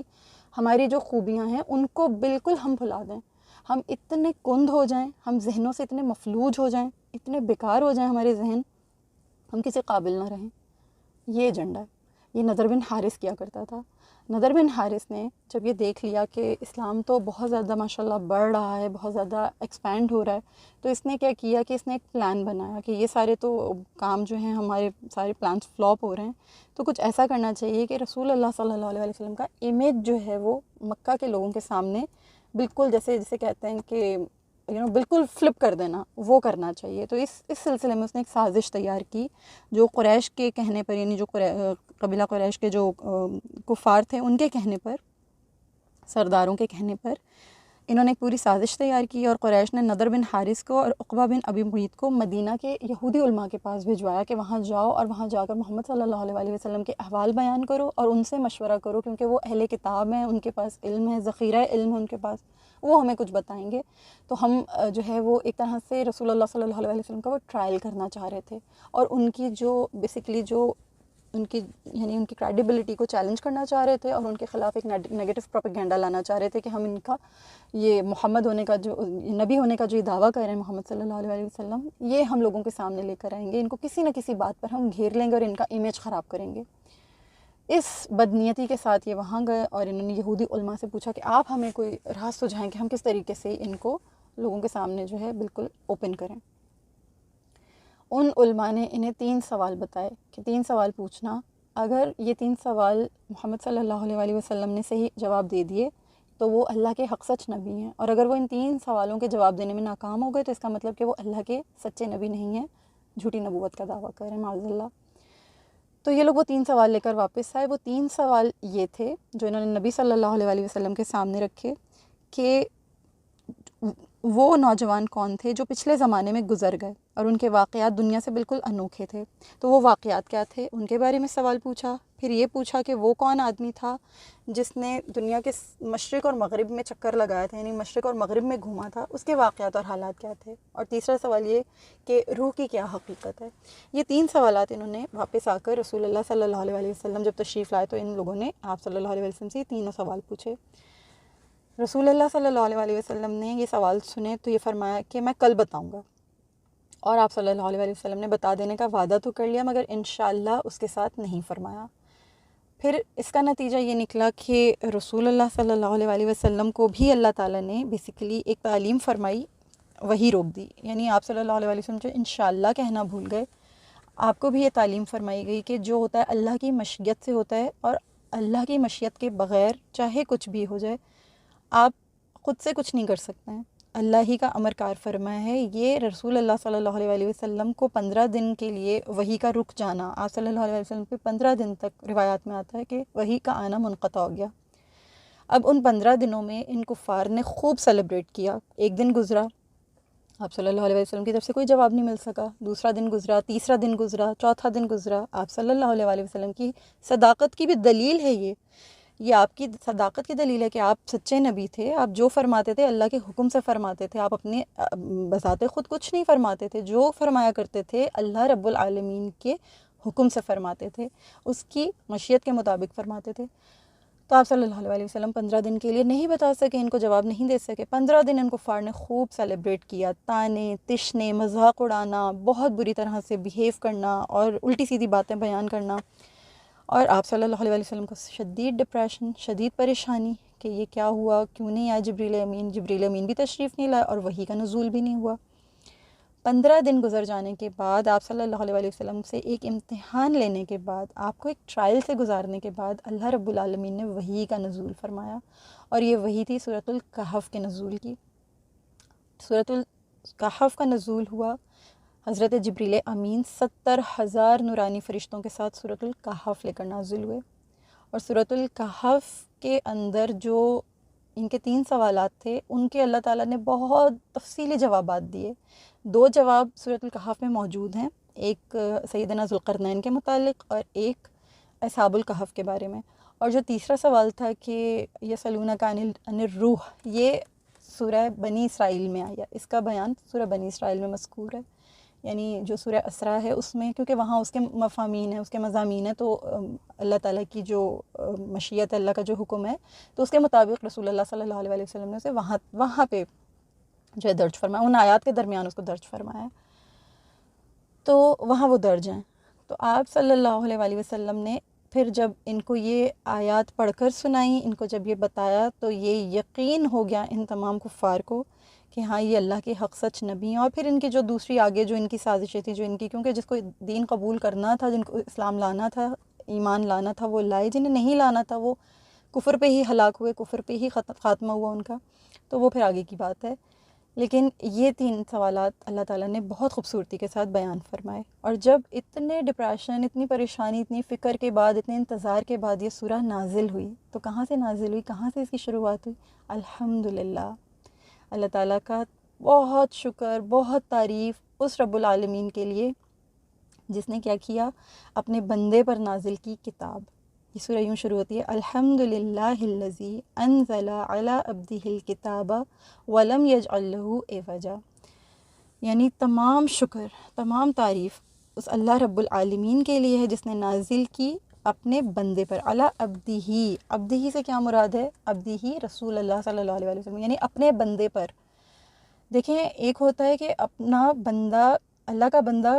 کہنا کہ میں اللہ کا بندہ ہوں، ایک ہوتا ہے جسے اللہ اپنا بندہ کہے۔ یہ جو مقام عبدیت رسول اللہ صلی اللہ علیہ وسلم کو عطا ہوا ہے، جو آپ صلی اللہ علیہ وسلم کو حاصل ہے، یہ آپ صلی اللہ علیہ وسلم کی انفرادیت ہے، یہ آپ کی شان ہے۔ آپ کو مقام عبدیت آپ کے نہایت عجز کی وجہ سے عطا ہوا ہے۔ آپ نے ہر کمال کی اپنی ذات سے مکمل نفی کی ہے، آپ نے عجز اس طرح اختیار فرمایا ہے، اللہ کی عبادت اس طریقے سے کی ہے کہ اللہ رب العالمین نے آپ کو اس عبدیت کے مقام پر پہنچا کر مقام محبوبیت بھی عطا فرمایا۔ اللہ نے آپ کو اپنا محبوب بنایا، اللہ نے آپ کو اپنا حبیب بنایا، آپ اللہ کے حبیب ہیں۔ لیکن جو آپ کا عجز ہے اس کی کوئی مثال نہیں ہے، اس کی کوئی نظیر ہمیں کہیں نہیں ملتی۔ مقام عبدیت اس وقت عطا ہوتا ہے ایکچولی جب انسان اپنا عجز اللہ رب العالمین کی بارگاہ میں پیش کرتا ہے۔ جب تک وہ شان تواضع نہیں ساتھ شامل کرے اپنی عبادات کے اور اپنے اخلاص کے اور اپنے اخلاق کے اور اپنی تمام جتنی بھی اس کی عادتیں ہیں، اس میں جب تک وہ شان تواضع نہیں شامل کر لیتا اور اللہ کے سامنے جھکتا نہ چلا جائے، سارے کمالات و تصرفات کی اپنی ذات سے جب تک نفی نہ کر دے، اس وقت تک مقام عبدیت عطا نہیں ہوتا۔ اور سب کچھ ایک عاجز اور متواضع بندہ ہی اللہ رب العالمین کی بارگاہ میں پیش کرتا ہے۔ تو نبی صلی اللہ علیہ وسلم نہایت متواضع بندہ تھے، بہت عجز تھا آپ کی طبیعت میں، آپ اللہ رب العالمین کی بارگاہ میں اس حال میں پیش ہوا کرتے تھے کہ آپ کے پیروں پر ورم آ جایا کرتے تھے۔ تو اللہ رب العالمین نے سورہ طٰہٰ میں آپ کو منع فرمایا، جو سورہ طٰہٰ کی آیت نمبر 1 اور 2 ہے، اس میں اللہ تعالیٰ نے فرمایا طٰہٰ، آپ جانتے ہیں کہ یہ حروف مقطعات ہیں، یہ کوڈ ہیں، یہ اللہ جانے اور اللہ کے حبیب صلی اللہ علیہ وسلم جانے۔ آیت اس طرح سے کہ ما انزلنا علیک القرآن لتشقی، کہ اے محبوب مکرم صلی اللہ علیہ وسلم، مگر ہم نے آپ صلی اللہ علیہ وسلم پر قرآن اس لیے نازل نہیں فرمایا کہ آپ علیہ السلام مشقت میں پڑ جائیں، یعنی اللہ نے ان کو منع کیا کہ اے میرے پیارے حبیب آپ آرام بھی کیجئے، آپ کے پیروں پہ ورم آ جاتے ہیں، اتنی مشقت مت اٹھائیے۔ عبدیت آپ صلی اللہ علیہ وسلم کو اٹھنے پر آمادہ کرتی تھی، اور بارگاہ علی شان سے جو محبوبیت تھی اس کا تقاضا یہ تھا کہ آپ آرام کیجئے، آپ سوئیے، وہ آپ کو سلانے پر آمادہ تھی۔ آپ سے بہت محبت کی ہے اللہ رب العالمین نے، آپ کو اپنا محبوب بنایا ہے، اور آپ نے عجز کے ساتھ اپنے جو تواضع تھی اس کو اس طریقے سے آپ نے ادا کیا ہے کہ آپ کو اپنا عبد کہلوانا بہت عزیز تھا، آپ اس کو اپنا اعزاز سمجھتے تھے۔ آپ کو اپنے آپ کو سب سے زیادہ خوشی عبد کہہ کے محسوس ہوتی تھی کہ میں اپنے رب کا عبد ہوں۔ دیکھیں، آپ کسی منسٹر کے ساتھ جا رہے ہوں، کسی چیف جسٹس کے ساتھ جا رہے ہوں، کسی اچھے کسی بڑے رینک کے کسی عہدیدار کے ساتھ جا رہے ہوں، یا کسی ایون بادشاہ کے ساتھ جا رہے ہوں، اور آپ کو اس کا سیکیورٹی گارڈز روک لیں اور وہ آپ کے بارے میں یہ کہے کہ نہیں اس کو چھوڑ دو، یہ میرا بندہ ہے، تو یہ ایک الگ ہی شان ہے، یہ ایک الگ ہی اعزاز ہے آپ کے لیے۔ تو کچھ ایسی ہی جو بادشاہوں کا بادشاہ جسے اپنا بندہ کہہ دے، تو سوچئے کتنا بڑا مقام ہے. یہ چھوٹا مقام نہیں ہے. اللہ نے اپنے خاص بندوں کے لیے عبد کا لفظ استعمال کیا. جہاں جہاں اللہ نے اپنے خاص بندوں کا ذکر فرمایا ہے، اللہ نے عبد کا ذکر فرمایا ہے. سورہ اسراء میں بھی اللہ تعالیٰ نے نبی صلی اللہ علیہ وسلم کو عبد ہی پکارا ہے. جب آپ کو معراج کی سیر کروائی ہے، آپ کو جو واقعہ معراج پہ اللہ تعالیٰ نے بلایا تو عبد کہہ کے ہی آپ کو وہاں پہ مخاطب فرمایا. یعنی بہت خاص مقامات ہیں جہاں عبد کے ساتھ اللہ نے آپ کو مخاطب فرمایا ہے اپنے حبیب کو کہ میرا خاص بندہ ہے. تو اللہ تعالیٰ نے یہ جو عبدیت ہے اس کو بہت خوبصورتی کے ساتھ اس آیت میں بھی ہائی لائٹ فرمایا ہے کہ یہ جو میرا بندہ ہے یہ میرا عبد ہے. تو یہ جو تمام شکر اور تمام تعریف ہے یہ اللہ رب العالمین کے لیے ہے کہ اس نے اپنے بندے پر کتاب نازل کی. اب یہ جو کتاب ہے نبی صلی اللہ علیہ وسلم کے اوپر جو قرآن نازل ہوا تھا، یہ کتاب کی فارم میں نازل نہیں ہوا تھا. یہ ہم جانتے ہیں کہ یہ 23 سالہ جو نبوی زندگی تھی اس میں یہ بتدریج اترا وحی کے ذریعے، اور جو منزل تھی قرآن کریم کی وہ رسول اللہ صلی اللہ علیہ وسلم کا قلب مبارک تھا. یعنی نزول جو تھا وہ آپ صلی اللہ علیہ وسلم کے قلب مبارک پہ ہوا کرتا تھا. مقام وہی اترنے کا آپ صلی اللہ علیہ وآلہ وسلم کا دل تھا، کیونکہ اس کو بہت معرفت حاصل ہے. آپ کو اللہ تعالیٰ کی جس قدر معرفت حاصل ہے پوری کائنات میں کسی کو اس قدر معرفت حاصل نہیں تھی. تو یہ ایسی چیز تھی، اللہ کی معرفت ایسی چیز تھی کہ پہاڑوں کو بھی نصیب نہیں تھی. یہی وجہ تھی کہ قرآن میں آتا ہے کہ اگر یہ کلام پہاڑوں پر نازل کیا جاتا تو وہ اللہ کی خشیت سے ریزہ ریزہ ہو جاتے. کیوں؟ کیونکہ ان کو اللہ سے وہ معرفت حاصل نہیں ہے جو رسول اللہ صلی اللہ علیہ وآلہ وسلم کے قلب مبارک کو تھی. تو وہ اس کلام کو برداشت کر گیا. تو یہ تو کلام اللہ تعالیٰ کا اللہ کی زبان مبارک سے جس طرح نکلا اسی طرح جبریل امین امانتاً لائے اور آپ صلی اللہ علیہ وآلہ وسلم کے قلب اطہر میں اتار دیا. کتاب کی شکل میں کہاں ہے؟ کتاب کی شکل میں یہ لوح محفوظ پر ہے. اللہ تعالیٰ کے پاس محفوظ ہے. یہ ڈیوائن نالج ہے، یہ ہیونلی نالج ہے، یہ اللہ رب العالمین کی بارگاہ عالی شان میں محفوظ ہے، اور بہت برگزیدہ، بہت بہت عظیم الشان برگزیدہ کرامن بررہ اس کی حفاظت پر مامور ہیں. وہ اس کتاب کی حفاظت کرتے ہیں. تمام حقائق پچھلی امتوں کے، اس امت کے جتنے بھی حقائق ہیں وہ سب اس کتاب میں موجود ہیں. تو یہ جو کتاب رسول اللہ صلی اللہ علیہ وآلہ وسلم پر نازل کی گئی، اللہ نے خاص کر کے یہاں کتاب کا لفظ استعمال کیا کہ جو اگلے پچھلے حقائق ہیں جن سے تم لوگ میرے نبی کو آزمانے کی کوشش کر رہے ہو، یہ کتاب ہم نے اپنے بندے پر نازل کی ہے. اس لیے اس پہ بہت شکر ادا کرو، بہت شکر ادا کرو. تمام تعریف اور شکر اللہ رب العالمین کے لیے. اس کی اللہ نے در پردہ اپنی بھی حمد و ثنا کی ایک انسان کو تعلیم دی ہے. یہ اس سورہ میں، اس آیت میں در پردہ اپنی بھی تعریف کرنے کی اور اپنی بھی حمد کرنے کی اللہ نے تعلیم عطا فرمائی ہے کہ اس بات پر شکر ادا کرو کہ اس نے کتاب نازل کی ہے. ورنہ تو ڈھونڈتے، ٹکریں مارتے، کہاں سے یہ ساری باتیں پتہ چلتی، کہاں سے یہ تعلیمات ملتی. اتنی انٹینس سچویشن میں ابھی بھی ہم جب ہم ہر جمعے کو یہ تلاوت کریں اور ہمارے چاروں طرف پرابلمز ہوں، ٹینشنز ہوں، ہم اپنے مسائل کا حل ڈھونڈنا چاہیں اور ہم اللہ سے دعا کریں کہ اللہ تعالیٰ ان فتنوں سے نجات عطا فرما، ہماری حفاظت فرما، اور پھر ہم قرآن کریم کو کھولیں اور اس سورہ کو پڑھیں تو ہم اس کو الحمدللہ ہی سے شروع کریں. الحمدللہ کہ یا رب العالمین تو ہم پہ مہربان ہے، تو نے ہمیں یہ کتاب نازل کی ہم اپنے بندے پر، ہمیں یہ علم عطا کیا، ہمیں یہ نعمت عطا کی. تو یہ تیری نعمت سے کم نہیں ہے، یہ بہت بڑی نعمت ہے، یہ بہت بڑا خزانہ ہے جو ہمیں عطا ہوا ہے. انفیکٹ میں اور آپ جو اس وقت بھی پڑھ رہے ہیں تو ہمیں اللہ کا بے شمار بار پورے شعور کے ساتھ شکر ادا کرنا چاہیے کہ الحمدللہ رب العالمین ہم اس قابل ہوئے کہ اللہ پاک ہم پر اپنے تو یہ خوبصورت بیان کھول رہا ہے، تو اپنے یہ موتی ہمارے گنہگار لوگوں کو عطا کر رہا ہے، ہمارے دامنوں میں اللہ پاک ان موتیوں کو بھر رہا ہے اپنی توفیق بإذن اللہ تعالیٰ. بقدر استطاعت میں آپ لوگوں کے سامنے سب باتیں بتا رہی ہوں. اللہ اس اخلاص کو اپنی بارگاہ میں قبول فرمائے. میں اپنا اقرار کرتی ہوں کہ میں بہت بڑی علم والی خاتون نہیں ہوں، میں بہت عالم نہیں ہوں. میں اقرار کرتی ہوں اللہ کی بارگاہ میں بھی، بس بقدر استطاعت میں آپ لوگوں کے ساتھ یہ ذکر کر رہی ہوں. تو تمام تعریف، تمام شکر اس اللہ رب العالمین کے لیے جس نے اپنے بندے پر اس کتاب کو نازل فرمایا. وَلَمْ يَجْعَلْ لَهُ عِوَجًا، اور اس میں کسی قسم کا کوئی عوج نہیں ہے. عوج جو ہے نا یہ معنی کے اس میں آتا ہے، یعنی عوجن ہوتا ہے کجی، ٹیڑھ، کوئی جھول نہیں ہے، پیچیدگی نہیں ہے، نہ اختلال ہے نہ اختلاف ہے، کوئی ڈیویشن نہیں ہے، کوئی کروکیڈنس نہیں ہے کسی قسم کی بھی. جو خارجی چیزوں کے لیے استعمال کیا جاتا ہے وہ لفظ ہوتا ہے عوج، یعنی بینڈ ہونا. تو جب معنی کے لحاظ سے بات کی جاتی ہے، جب میننگ کے اعتبار سے بات کی جاتی ہے تو عوج کہا جاتا ہے۔ عوج کہتے ہیں کسی بھی جھول کو، پیچیدگی کو، یعنی اس میں کسی قسم کی کوئی پیچیدگی نہیں ہے، نہ اس کے الفاظ میں کوئی خرابی ہے، نہ کہیں کوئی اختلال ہے، نہ معنی میں کوئی تعارض ہے، نہ کوئی اختلاف ہے، نہ اللہ کی طرف دعوت دینے میں کسی جگہ بھی مقصد سے انحراف ہے، یعنی جو مقصد ہے وہ سیدھا سیدھا ہے، بالکل صاف ہے، کوئی انحراف نہیں ہے، نہ کسی آیت میں حکمت و مصلحت سے خروج ہے، کچھ بھی نہیں ہے۔ ہر بات اپنے تمام تر جتنے بھی احکامات ہیں، جتنی بھی تعلیمات ہیں، سب بغیر کسی پیچیدگی کے ہیں، سیدھی سی بات ہے، سادی سی بات ہے۔ چھوٹے سے کسی ان پڑھ کو بھی، کسی دیہاتی کو بھی آپ سمجھائیں کہ اللہ تعالیٰ قرآن کریم میں یہ فرما رہے ہیں، اللہ تعالیٰ یہ بیان کر رہے ہیں، اس کے عقل پہ بات آ جائے گی، بشرط یہ کہ اس کا دل زندہ ہو، وہ اپنے کھلے دل کے ساتھ اس چیز کو ایکسیپٹ کرنا چاہتا ہو، اپنے اندر اتارنا چاہتا ہو اس بات کو، اس تعلیم کو۔ تو اللہ تعالیٰ یہ فرما رہے ہیں کہ یہ وَلَمْ يَجْعَلْ لَهُ عِوَجًا، اس میں کسی قسم کی بھی کوئی کجی نہیں رکھی گئی، کوئی ٹیڑھ نہیں ہے، کوئی پیچیدگی نہیں ہے، کوئی جھول نہیں ہے، کسی قسم کی کوئی ڈیویشن نہیں ہے، ڈیویشن جو ہوتی ہیں نہیں ہے۔ پھر اللہ نے مزید اس بات کو آگے مزید اس طرح سے فرمایا کہ یہ قیم بھی ہے، یعنی قیمن، یہ اس میں عوج تو ہے ہی نہیں کسی قسم کا، اس کے ساتھ ساتھ یہ قیم بھی ہے، یعنی کہ یہ استقامت کے ساتھ بالکل ٹھیک ٹھیک تک سیدھی، بالکل سیدھی ہے، استقامت والی ہے،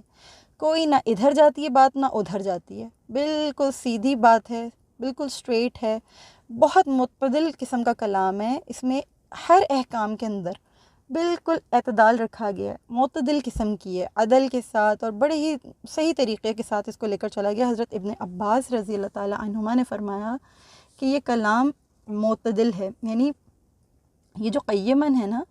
اس کے بارے میں انہوں نے فرمایا کہ یعنی معتدل، جس کے احکام نہ ہی ان میں افراط ہے جسے شدت کہا جاتا ہے، اور نہ ہی تفریط ہے، یعنی بہت زیادہ نرمی بھی نہیں ہے۔ تو یہ آسمانی کتابوں کی جو صحت ہے، یہ اس کا بھی شاہد ہے، یہ کلام، یہ اللہ تعالیٰ کی جو کتاب ہے یہ اس کی بھی شاہد ہے کہ جو آسمانی کتابوں کی صحت ہے، یعنی یہ اپنے پہلے آنے والی تمام جتنی بھی آسمانی کتابیں ان کے سچا ہونے کا یقین دلاتی ہے، یہ ان کی صحت کا بھی شاہد ہے، یعنی وہ ہیں، یقین دلا رہی ہے یہ کتاب کہ ہاں وہ کتابیں ہیں، اللہ کی کتابیں، اور ان میں تحریف اگر ہوئی ہے تو اس کی بھی نفی کی گئی ہے، اس کا بھی اس میں بیان کیا گیا ہے کہ وہاں جن جن جگہوں پہ تحریف ہوئی ہے قرآن نے کھول کر ان کو ظاہر کیا، قرآن نے کھول کر ان کو سچ ثابت کیا ہے، جن چیزوں کو منسوخ کیا گیا ہے انہیں بھی قرآن نے کھل کر صاف صاف بتایا ہے۔ تو یہ قرآن قیم ہے، جو احکامات منسوخ کیے گئے ہیں انہیں بھی بیان کیا گیا ہے، جو ان کی جو اصل ہے اس کے ساتھ اسے بیان کیا گیا ہے۔ تو یہ بالکل اس کے اندر کوئی کجی نہیں ہے، یہ مستقیم ہے، اور دونوں کا مفہوم بیسیکلی ایک ہی ہے، ٹھیک ہے۔ تو اللہ تعالیٰ نے فرمایا الحمدللہ الذی انزل علی عبدہ الکتاب ولم یجعل لہ عوجا قیما۔ پھر اللہ تعالیٰ آگے فرما رہے ہیں کہ لینذر بأسا شدیدا من لدنہ، اور یہ کتاب اس لیے ہے، یہ کتاب اس میں کسی قسم کی کوئی کجی نہیں ہے، کوئی ٹیڑھ نہیں ہے، یہ بالکل قیم ہے، اور یہ کیا کرتی ہے، اس کے اندر انذار ہے، یہ انذار بھی پیدا کرتی ہے، انذار یعنی وارن کرتی ہے، ڈراتی ہے۔ کس بات سے ڈراتی ہے؟ بأسن، بأسن کا مطلب ہے کہ باسن کے بیسیکلی بہت سارے مطلب آتے ہیں۔ باسن کا میننگ جو ہے وہ جنگ کے معنی میں بھی آتا ہے، بہت سخت قسم کی آزمائش کے معنی میں بھی آتا ہے، تکلیف کے معنی میں بھی آتا ہے، سٹریس کے معنی میں بھی آتا ہے، اور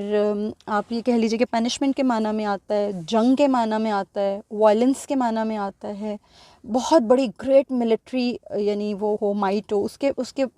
معنی میں بھی آتا ہے، ٹورمنٹ ہو اس کے معنی میں بھی آتا ہے، یعنی بہت ساری جو سختیاں، آزمائشیں، پریشانیاں، دباؤ، وائلیشنز، پنشمنٹس، ٹورمنٹس، ریتھ یعنی گمراہی وغیرہ، جنگ، اس کے معنی میں بھی آتا ہے۔ تو یہ ان تمام چیزوں سے بھی ڈرانے کے لیے ہے، اور پھر ان ساری جتنی بھی یہ آزمائشیں، پریشانیاں، سختیاں، یہ سب ان کی اللہ نے آگے مزید صفت کیا بیان کی ہے کہ شدیدن، بأسن شدیدن، یہ بأسن لفظ ہی اپنے آپ میں بہت سخت ہے، بہت سخت لفظ ہے کہ شدید آزمائش، سخت آزمائش، چاہے وہ جنگ کی صورت میں ہوگی، چاہے وہ کسی اور آزمائش کی صورت میں ہوگی، چاہے وہ وائلیشن ہوگی، چاہے وہ سٹریس ہوگا، چاہے وہ کسی قسم کی بھی سزا ہوگی، یہ ڈرانے کے لیے ہے یہ کتاب۔ بأسن شدیدن، شدید کا لفظ اللہ تعالیٰ نے مزید ایمفسس کے لیے اس کی صفت کے ساتھ بیان کیا، اس کی صفت بنا کے بیان کیا کہ بأسن شدیدن من لدنہ، اس کے رب کی طرف سے، بأسن شدیدن من لدنہ، یعنی من لدنہ یعنی اللہ کی طرف سے، اللہ کی طرف سے ڈرانے کے لیے کہ ڈرائے ان کو جو یعنی جو بھی آزمائشیں آئیں گی، جو بھی تکلیفیں آئیں گی، اگر کوئی جنگ ہوگی، کوئی کسی قسم کی بھی کوئی پریشانی آئے گی تو بہت شدید ہوگی۔ کن کے لیے ہوگی؟ جو اللہ تعالیٰ کے احکامات کو نہیں مانتے، جو اللہ تعالیٰ کے احکامات کو نہیں جانتے۔ اگر ان کو آخرت کی سزا دی جائے گی، آخرت کا عذاب دیا جائے گا، بہت شدید دیا جائے گا۔ اور جو اللہ تعالیٰ کی حدود سے دنیا میں نکلیں گے، انہیں کراس کریں گے، تو انہیں بھی بأساً شدیداً ہے، ان کے لیے بھی یہ انذار ہے، انہیں بھی وارن کیا جاتا ہے اس کتاب کے ذریعے، ان کے لیے بھی وارننگز ہیں اس میں۔ لیکن آگے اللہ تعالیٰ دلوں کو تسلی دینے کے لیے کیا فرما رہے ہیں؟ وَيُبَشِّرَ الْمُؤْمِنِينَ الَّذِينَ يَعْمَلُونَ الصَّالِحَاتِ، اور خوشخبری ہے، بشارت ہے، کن کے لیے؟ مؤمنین کے لیے، ایمان والوں کے لیے۔ اور مومنین کون؟ مومنین ہونا، ایمان والا ہونا۔ اور اس کے ساتھ اللہ تعالیٰ نے ایک اور شرط بھی لگا دی، مؤمنین الذین یعملون الصالحات،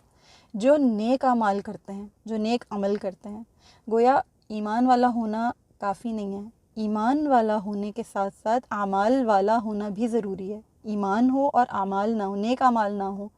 تو آپ کے ایمان کا جو لیول ہوتا ہے نا وہ بالکل شیکی ہو جاتا ہے۔ یعنی آپ کے پاس ایمان تو ہے لیکن نیک اعمال نہیں ہیں، تو پھر آپ کا ایمان کسی درجے میں نہیں ہے، آپ کا ایمان بہت ہی لوئسٹ لیول پر ہے، اس کو بوسٹ اپ کرنے کی ضرورت ہے عمل صالح کے ساتھ، کیونکہ جب آپ کا ایمان بڑھے گا تو عمل صالح خود بخود بیچ میں شامل ہو جائیں گے۔ اسی کو اللہ تعالیٰ نے سورہ عصر میں فرمایا ہے کہ پھر جب عمل صالح ہوگا تو پھر آپ نیکی کی دعوت دیں گے، اور جب آپ نیکی اور حق کی دعوت دیں گے تو پھر یقیناً آپ کو اس میں صبر بھی کرنا پڑے گا، کیونکہ وہ بہت صبر آزما مرحلہ ہے۔ تو ایمان اور عمل صالح یہ بہت ضروری ہے، اس کے بغیر ہر بندہ بہت بڑے خسارے میں۔ والعصر ان الانسان لفی خسرن، خسرن یعنی بہت بڑا خسارہ، نکرہ فرمایا خسرن، انڈیفینٹ، یعنی آپ نہیں اندازہ لگا سکتے کہ کتنا بڑا خسارہ ہے۔ اس کی کوئی پکچر نہیں ہے، کوئی فریم نہیں ہے، کچھ نہیں پتہ کہ کس قدر بڑا خسارہ ہے۔ اسی طرح سے یہ لفظ یہاں پر جو بأساً شدیداً ہے، یہ بھی نکرہ استعمال کیے گئے ہیں۔ بأساً شدیداً یعنی کہ البأسا الشدیدہ نہیں فرمایا، بأساً شدیداً یعنی نکرہ استعمال کیا کہ بہت بڑی، اور پھر اس کے اندر شدت بھی ہوگی۔ یہ اس چیز سے ڈراتی ہے، یہ اس بأساً شدیداً سے ڈرانے کے لیے، اور خوشخبری دے رہی ہے کہ ان کو مومنوں کو جو نیک اعمال کرتے ہیں، عمل صالح کرتے ہیں، ان لہم اجرا حسنا۔ یہاں دیکھیں وہاں جب بأساً شدیداً فرمایا تو اللہ نے برابر اس کو بالکل، اللہ نے جس کو کہتے ہیں وزن میں بالکل برابر کر دیا، اجرا حسنا۔ وہاں بأساً شدیداً، یہاں اجرا حسنا، ان لہم اجرا حسنا یعنی اجر ہوگا بہت خوبصورت، بہت اچھا اجر ہوگا۔ جو لوگ نیک عمل کرتے ہیں ان کو بشارت دیتی ہے کہ اللہ کے پاس ان کے لیے بہت اچھا اجر ہے۔ تو یہ آیت اس طریقے سے کہ لِيُنذِرَ بَأْسًا شَدِيدًا مِن لَدُنْهُ، کہ یہ ڈراتی ہے بأسًا شدیداً سے جو اس کی طرف سے آئے گا، اللہ تعالیٰ کی طرف سے ہے، اور بشارت دیتی ہے وَيُبَشِّرَ الْمُؤْمِنِينَ الَّذِينَ يَعْمَلُونَ الصَّالِحَاتِ، بشارت دیتی ہے مومنوں کو جو نیک اعمال کرتے ہیں، الَّذِينَ يَعْمَلُونَ الصَّالِحَاتِ أَنَّ لَهُمْ أَجْرًا حَسَنًا، کہ ان کے لیے ان کے رب کے پاس اجرن حسنا ہے، بہترین اجر ہے، بہت اچھا اجر ہے۔ ماکثین فیہ ابدا، ماکث کہتے ہیں رہنے والا، ہمیشہ رہنے والا، یعنی جو اجر ہوگا اللہ تعالیٰ کے پاس، جو اللہ تعالیٰ کی بہشت ہے، اللہ تعالیٰ کی جو نعمتیں ہیں ان میں وہ ہمیشہ رہیں گے۔ اور اس ہمیشہ رہنے میں خالد اور ماکث ان دونوں میں فرق ہے۔ اکثر آپ پڑھتے ہیں خالدین فیہ ابدا یا خالدون فیہ ابدا، خالدین فیہ ابدا۔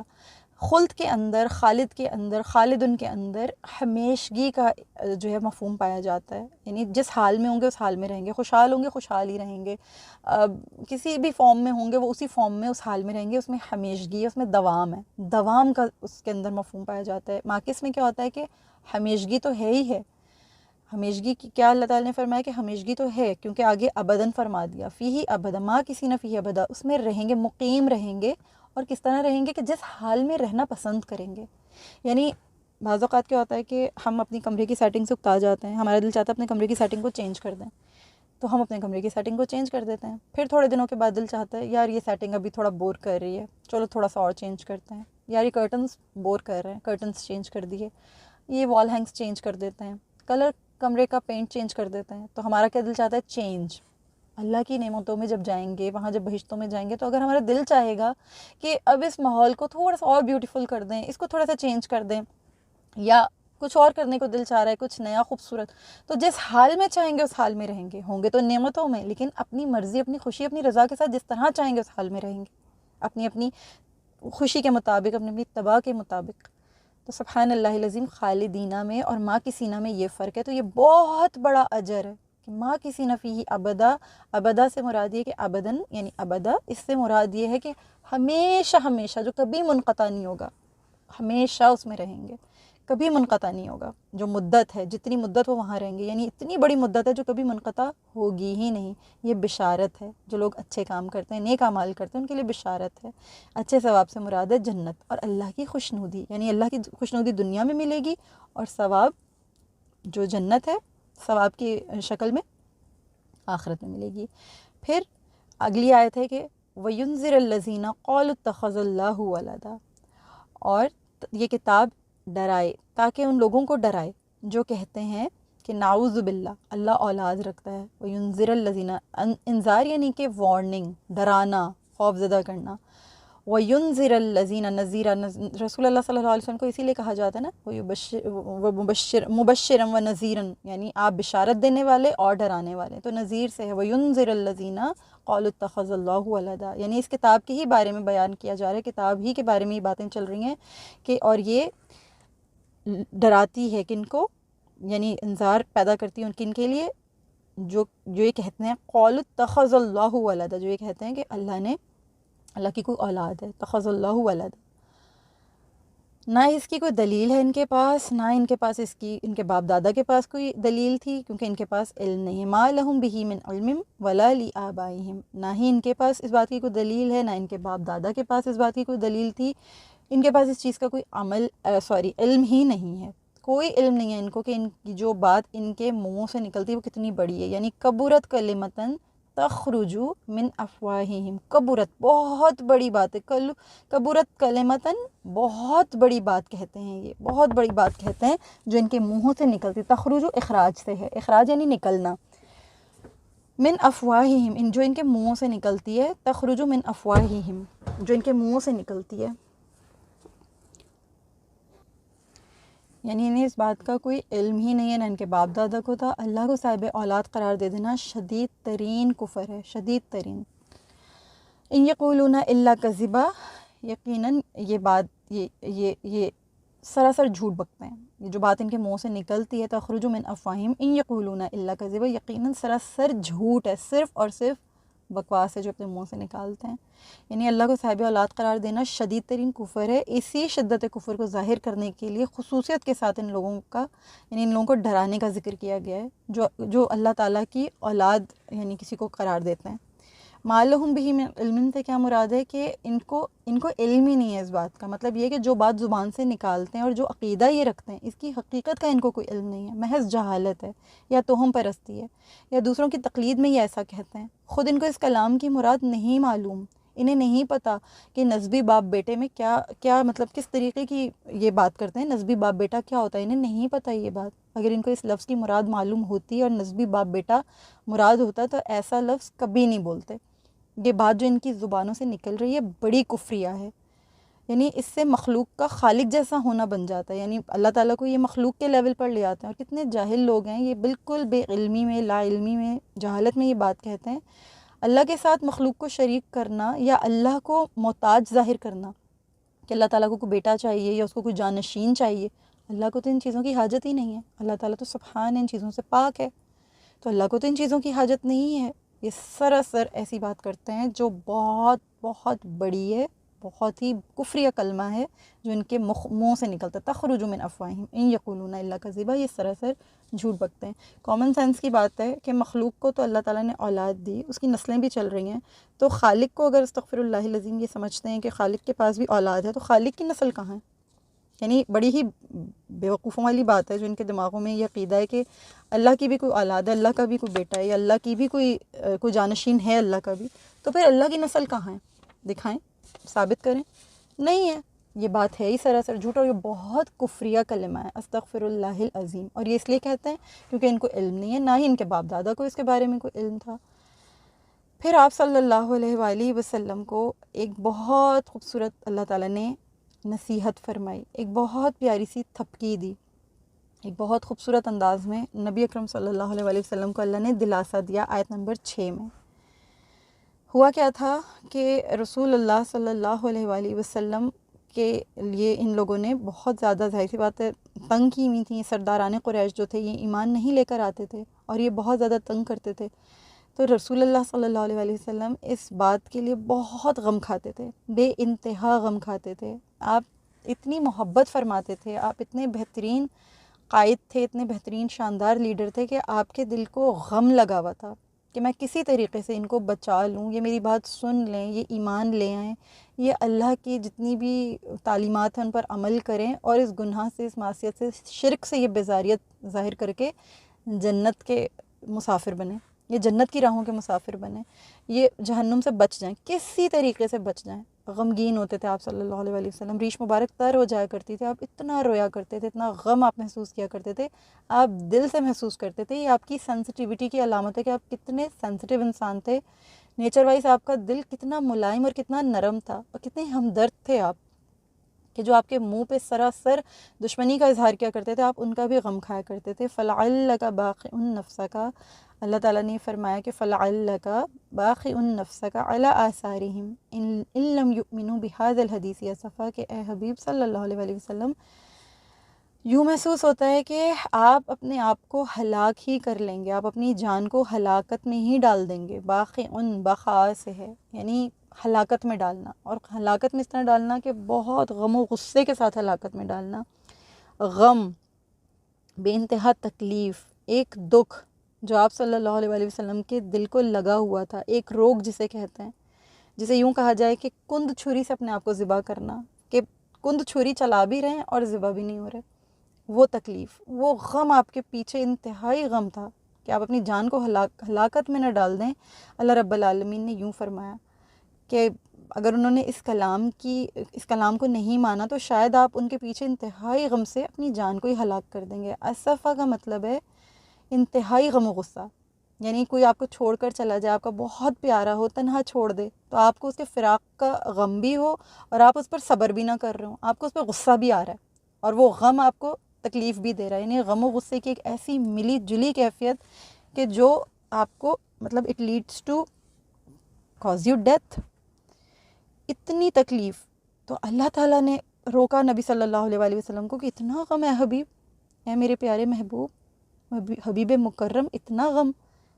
مت کھائیے ان کے لیے، نہیں لیتے، نہیں آپ کی اس بات کو قبول کرتے تو آپ ان کا جو ایفیکٹ آپ کے اوپر آ رہا ہے، یعنی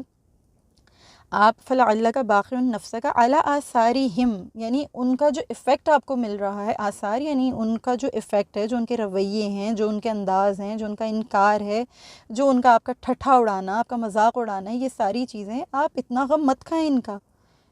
آپ تو اس بات کے اوپر جو ہے آپ ایسے لگتا ہے کہ آپ اپنی جان کو ہی ہلاک کر لیں گے، اور خاص طور پہ یہ فرمایا کہ اِن لَّمْ يُؤْمِنُوا بِهَٰذَا الْحَدِيثِ أَسَفًا، کہ اس بات کا غم آپ کھا رہے ہیں، ان کا ایفیکٹ آپ کے اوپر اتنا زیادہ آ رہا ہے، اتنا آپ اس بات کا غم کھا رہے ہیں کہ وہ ایمان نہیں لا رہے۔ بِهَٰذَا الْحَدِيثِ أَسَفًا، یعنی وہ اس جو حدیث، قرآن کریم کو یہاں حدیث فرمایا گیا ہے کہ یہ جو حدیث ہے، یہ جو بیان ہے جو آپ بیان کر رہے ہیں، اس پر وہ ایمان نہیں لا رہے، تو ان کا جو انکار ہے وہ اتنا زیادہ افیکٹ کر رہا ہے آپ کو کہ کہیں آپ اپنی جان ہی نہ ہلاکت میں ڈال دیں۔ اسفن یعنی کہ اسفن انتہائی غم و غصہ، تو اللہ تعالیٰ نے منع فرمایا آپ صلی اللہ علیہ وسلم کہ اتنا مت گھلیے ان کے غم میں، چھوڑ دیجئے۔ جو انتہائی فکر کرتے تھے، خواہش کرتے تھے رسول اللہ صلی اللہ علیہ وسلم کی کہ یہ ایمان قبول کر لیں، لیکن اس حسرت کے باوجود بھی آپ صلی اللہ علیہ وسلم کو جس نے قبول کرنا تھا اسلام کو اس نے قبول کیا، جس نے نہیں کرنا تھا نہیں کیا۔ پھر اللہ تعالیٰ نے یہاں پہ ارشاد فرمایا اس سے آگے کی آیت میں کہ اِنَّا جَعَلْنَا مَا عَلَى الْأَرْضِ زِينَةً لَهَا لِنَبْلُوَهُمْ أَيُّهُمْ أَحْسَنُ عَمَلًا، یہ ہے وہ اصل مضمون، یہ ہے وہ اصل جس کو کہنا چاہیے مرکزی بات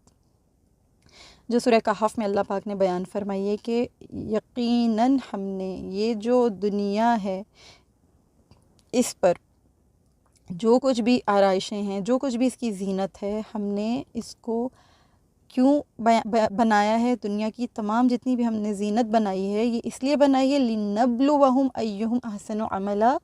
یہ جو لِنَبْلُوَهُمْ ہے یہ ہے نبوا سے، اس کا معنی ہوتا ہے کہ آزمانا، آزمائش لینا، پرکھنا۔ اور پرکھنا کس طریقے سے؟ ہر طرف سے۔ جیسے آپ اس کی ایک چھوٹی سی مثال لیں کہ جیسے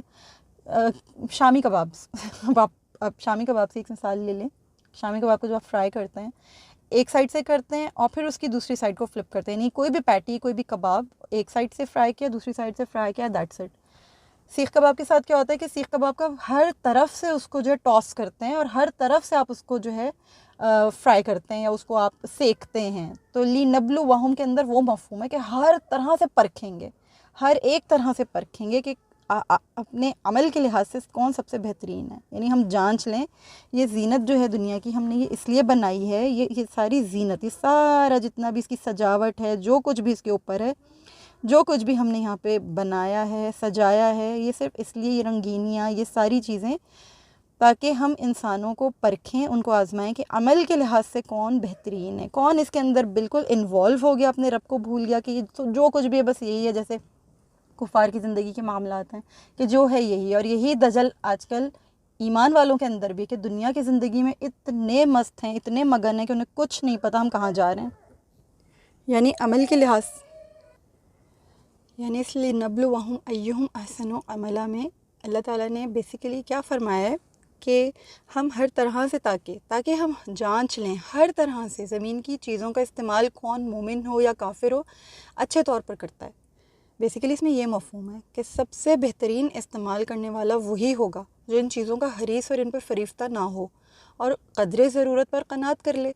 اور صحیح راستے میں ان کو صرف کرے۔ حدیث میں آتا ہے کہ رسول اللہ صلی اللہ علیہ وسلم نے فرمایا کوئی شک نہیں کہ دنیا سرسبز اور شیریں ہے اور اللہ تم کو پچھلوں کا جانشین اس دنیا میں بنائے گا اور دیکھے گا کہ تم کیسے عمل کرتے ہو۔ تو ہمیں اس چیز کا خیال رکھنا ہے کہ دنیا برتنے کے لیے دی گئی ہے، دنیا غرق ہو جانے کے لیے نہیں دی گئی ہے۔ لیکن اکثر ایک محاورہ آپ نے سنا ہوگا کہ کشتی جب تک سمندر میں چلتی ہے وہ ڈوبنے سے بچی رہتی ہے جب تک وہ پانی کے اوپر ہوتی ہے، جب پانی اس کے نیچے ہو تو وہ تیرتی ہے، فلوٹ کرتی ہے اور منزل پر پہنچتی ہے، لیکن اگر پانی کشتی کے اندر آ جائے تو کشتی ڈوب جاتی ہے۔ یہی حال دنیا میں رہنے والے انسانوں کا ہے کہ انسان جب تک دنیا میں ہیں، دنیا کو برت رہے ہیں تو اچھے طریقے سے آگے بڑھ رہے ہیں، لیکن جس وقت دنیا ان کے اندر آ جائے گی نا، دنیا ان کے اوپر غالب آ جائے گی، دنیا کی محبت ان کے اوپر غالب آ جائے گی، تو پھر وہ انسان اس دنیا میں ہی غرق ہو جائے گا، اس دنیا میں ہی ڈوب جائے گا۔ بڑے بڑے گھر بناتے ہیں، بڑی بڑی بلڈنگز بناتے ہیں، بڑے بڑے امپائرز کھڑے کر لیتے ہیں، بڑے بڑے آرکیڈس بناتے ہیں، مالز بناتے ہیں، ایک بنتا ہے پھر اس کے بعد دوسرا، پھر اس کے بعد تیسرا، فخر سے بتاتے ہیں۔ یہ سب کچھ یہیں رہ جائے گا۔ کسی کی حلال کی کمائی ہو وہ بقدر ضرورت اس کو استعمال کرے، اس کو برتے۔ اللہ تعالیٰ نے بہت ساری نعمتیں بہت لوگوں کو دی ہیں اور اس میں کوئی اس میں کوئی شک نہیں ہے اس بات میں کہ اللہ تعالیٰ جسے چاہے جتنا چاہے نوازتا ہے، اللہ تعالیٰ اپنی شان کے مطابق نوازتا ہے۔ ضرورت اس چیز کی ہے کہ اللہ نے جو کچھ بھی آپ کو عطا کیا ہے آپ اس بات پر یقین رکھیے کہ مجھے اللہ نے عطا کیا ہے، میں اگر بانٹ رہا ہوں تو اللہ کے دیے ہوئے میں سے بانٹ رہا ہوں، مجھے اس کو استعمال کرنا ہے تو بغیر اسراف کے کرنا ہے، اس سے مجھے حد سے تجاوز نہیں کرنا ہے، جائز طریقے سے کماؤں، جائز طریقے پہ صرف کروں اور حقدار کو حقدار کا حق ادا کروں، سارے کے سارے مال پر یا سارے کے سارے اسباب پر خود کنڈلی مار کے نہ بیٹھ جاؤں، بے ایمانی نہ کروں، دھوکہ نہ کروں، ذخیرہ اندوزی نہ کروں، اور جو چیزیں مجھے دی گئی ہیں اس میں اس طرح سے مگن نہ ہو جاؤں کہ یہی دنیا ہے، اس کے بعد تو آخرت ہے ہی نہیں، اس کے بعد تو مجھے اللہ کے سامنے جانا ہی نہیں ہے، اللہ کے حضور کھڑے ہی نہیں ہونا، اپنی اکاؤنٹیبلٹی کا کوئی خوف ہی نہ ہو۔ یہ چیز غلط ہے، یہ چیز منع ہے۔ جیسے سورہ رحمان میں آتا ہے کہ جو اپنی اکاؤنٹیبلٹی سے ڈر گیا، وَلِمَنْ خَافَ مَقَامَ رَبِّهِ جَنَّتَانِ، کہ جو اپنے رب کے سامنے کھڑا ہونے سے ڈر گیا اس کے لیے 2 باغوں کا وعدہ ہے، جنتان، یعنی کہ 2 باغوں کا وعدہ ہے اس کے لیے۔ وہ 2 باغوں کا وعدہ کن کے لیے ہے؟ وَلِمَنْ خَافَ مَقَامَ رَبِّهِ جَنَّتَانِ، جو اپنے رب کے سامنے کھڑا ہونے سے ڈر گیا، یعنی اپنی اکاؤنٹیبلٹی سے ڈر گیا، اس کے لیے 2 باغوں کا وعدہ ہے۔ تو ہمیں ہر وقت بہت کانشیس رہنا چاہیے کہ ایک دن آئے گا جب ہمیں اپنے رب کے حضور کھڑا ہونا ہے۔ اسی چیز کا ذکر اس سورہ مبارکہ میں آگے آئے گا جہاں پر لقاء کا ورڈ استعمال کیا گیا ہے، رب سے ملاقات۔ تو جو رب سے ملاقات کا یقین رکھتے ہیں، وہ خوف رکھتے ہیں، وہ دل کے اندر ایک ایک ہر وقت ایک کانشیسنس میں رہتے ہیں کہ مجھے میرے رب کے حضور پیش ہونا ہے، اس سے ملاقات کرنی ہے، یہ دنیا عارضی ہے، مجھے برتنے کے لیے دی گئی ہے،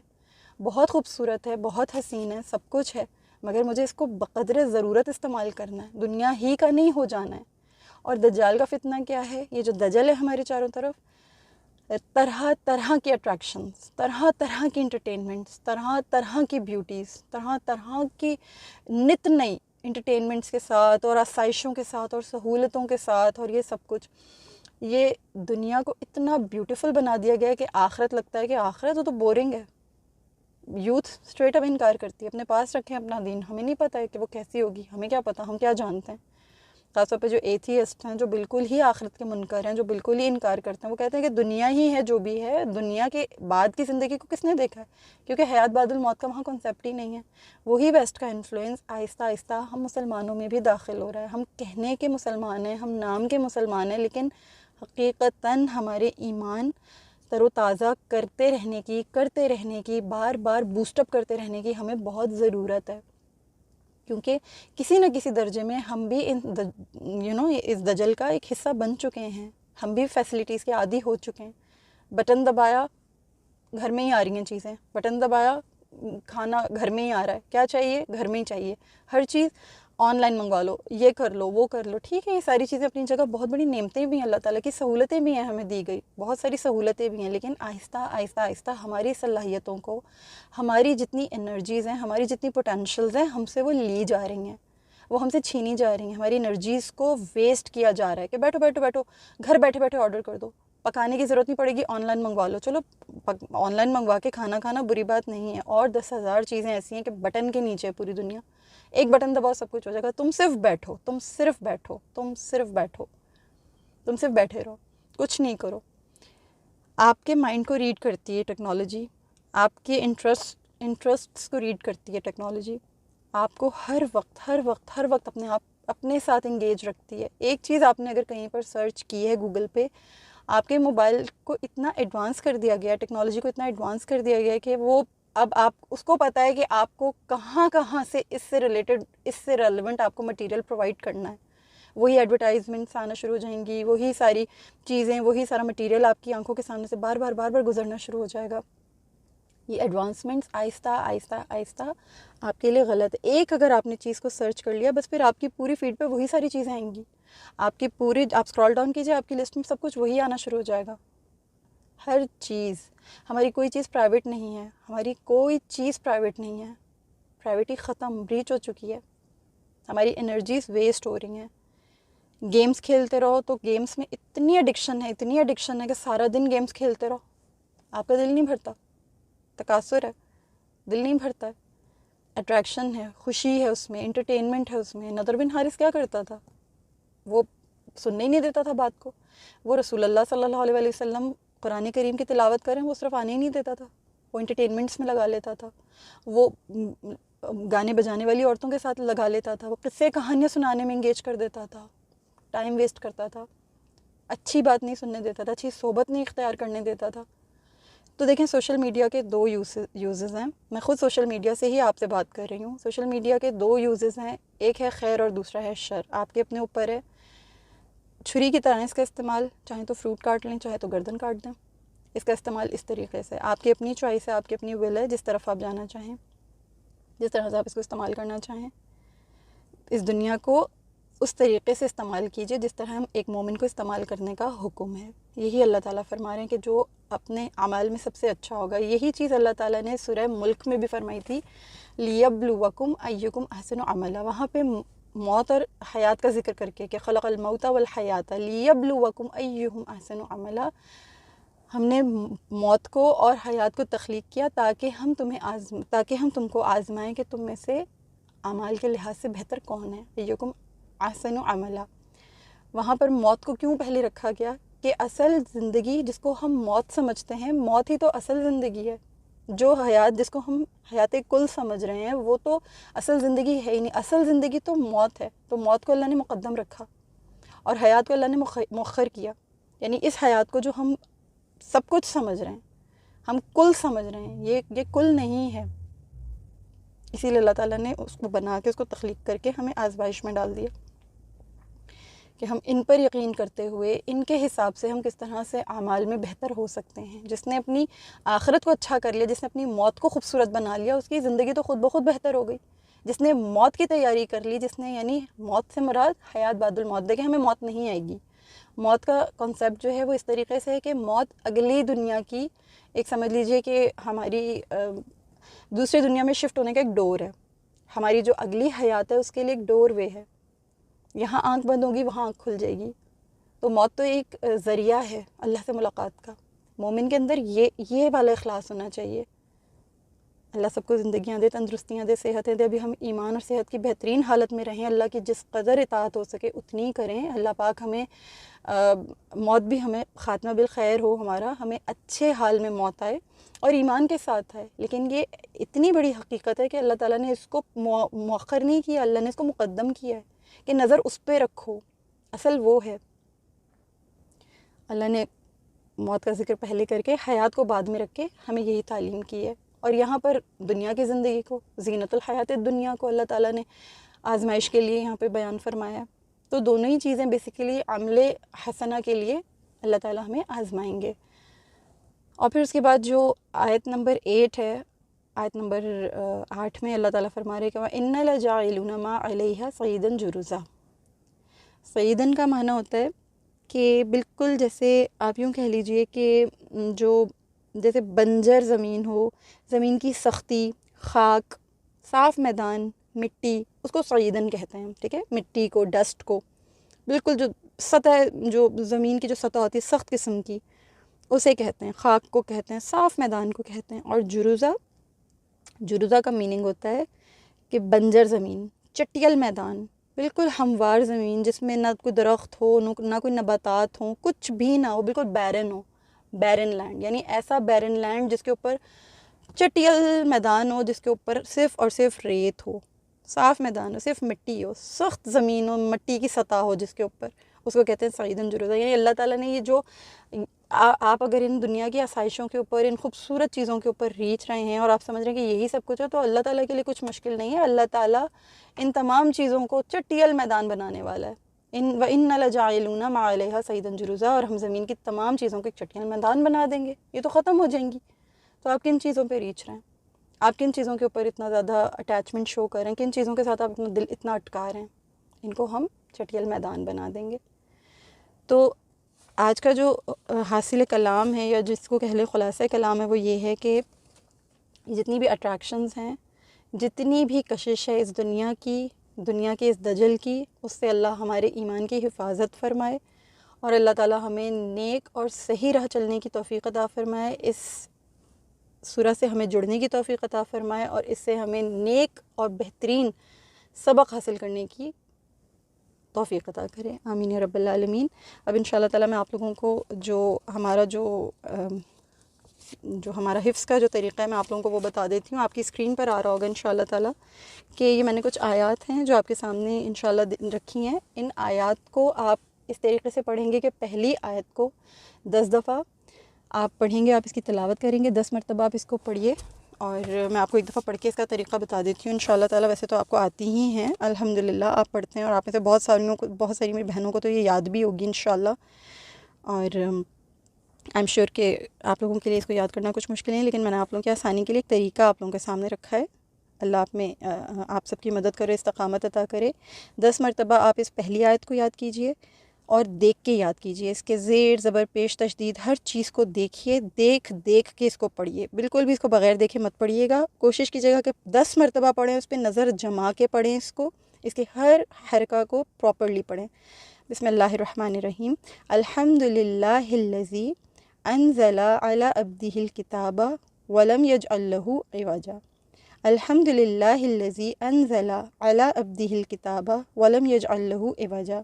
الحمدللہ الذی انزل علی عبدہ الکتاب ولم یجعل لہ عوجا۔ اس طریقے سے آپ اس کو 10 دفعہ پڑھیں۔ پھر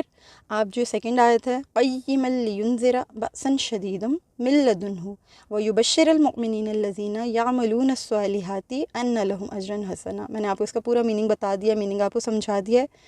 اس کو بھی آپ 10 مرتبہ پڑھیں، 10 مرتبہ پہلی آیت کو، 10 مرتبہ دوسری آیت کو، اور پھر جب آپ کو یہ دونوں یاد ہو جائیں تو ان کو ملا کے 3 دفعہ پڑھیں، یعنی دونوں آیتیں تین دفعہ پڑھیں کہ الحمدللہ الذی انزل علی عبدہ الکتاب ولم یجعل لہ عوجا قیما لینذر بأسا شدیدا من لدنہ ویبشر المؤمنین الذین یعملون الصالحات ان لہم اجرا حسنا۔ اس کو 3 دفعہ پڑھیں۔ پھر 10 دفعہ اس آیت کو یاد کیجیے، ما کسینا فیہ ابدا، ما کسینا فیہ ابدا، ما کسینا فیہ ابدا، اس کو 10 مرتبہ پڑھیں۔ پھر وَيُنذِرَ الَّذِينَ قَالُوا اتَّخَذَ اللَّهُ وَلَدًا، وَيُنذِرُ الَّذِينَ قَالُوا اتَّخَذَ اللَّهُ وَلَدًا، وَيُنذِرُ الَّذِينَ قَالُوا اتَّخَذَ اللَّهُ وَلَدًا، اس کو 10 مرتبہ پڑھیں۔ پھر جب آپ 10 مرتبہ اوپر والی، 10 مرتبہ یہ نیچے والی آیتوں کو پڑھ چکیں گے تو پھر ان کو ملا کے 3 دفعہ پڑھیں، ما کسینا فیہ ابدا، وَيُنذِرَ الَّذِينَ قَالُوا اتَّخَذَ اللَّهُ وَلَدًا، ما کسینا فیہ ابدا، وَيُنذِرَ الَّذِينَ قَالُوا اتَّخَذَ اللَّهُ وَلَدًا، ما کسینا فیہ ابدا، وَيُنذِرَ الَّذِينَ قَالُوا اتَّخَذَ اللَّهُ وَلَدًا، اس طرح۔ اور پھر جب آپ یہ چاروں آیات کو یاد کر چکے ہوں گے تو پھر آپ ان کو چاہیں تو 10 مرتبہ، چاہیں تو 3 مرتبہ، اپ ٹو یو، اس طریقے سے آپ ان کو یاد کیجئے، اور پوری کوشش کیجئے کہ اگر ان کو دیکھ کے پڑھیں گے اور دیکھ کے ایک ایک لفظ کو سمجھ کے پڑھیں گے تو انشاءاللہ تعالیٰ یہ آپ کے اندر اترتی چلی جائیں گی۔ طریقہ یہی ہے، 10 مرتبہ، 10 مرتبہ، پھر ملا کے 3 دفعہ، پھر 10 مرتبہ، پھر 10 مرتبہ ملا کے 3 دفعہ، اور پھر جب یہ چاروں یاد ہو جائیں تو چاہے ان کو 10 مرتبہ اکٹھا پڑھیں، چاہے 3 مرتبہ اکٹھا پڑھیں، اور پھر اس کو مستقل پڑھتے رہیں اگلا ٹاپک، اگلی آیات آنے تک انشاءاللہ تعالیٰ۔ اللہ تعالیٰ سے دعا ہے کہ آج جو بھی پڑھا ہے، جو بھی سیکھا ہے، اللہ اس کو اپنی بارگاہ عالی شان میں قبول و مقبول فرمائے، اور جو بھی میری شارٹ کمنگز ہوں اللہ اس سے درگزر فرمائے، آمین یا رب العالمین۔ السلام علیکم ورحمۃ اللہ وبرکاتہ۔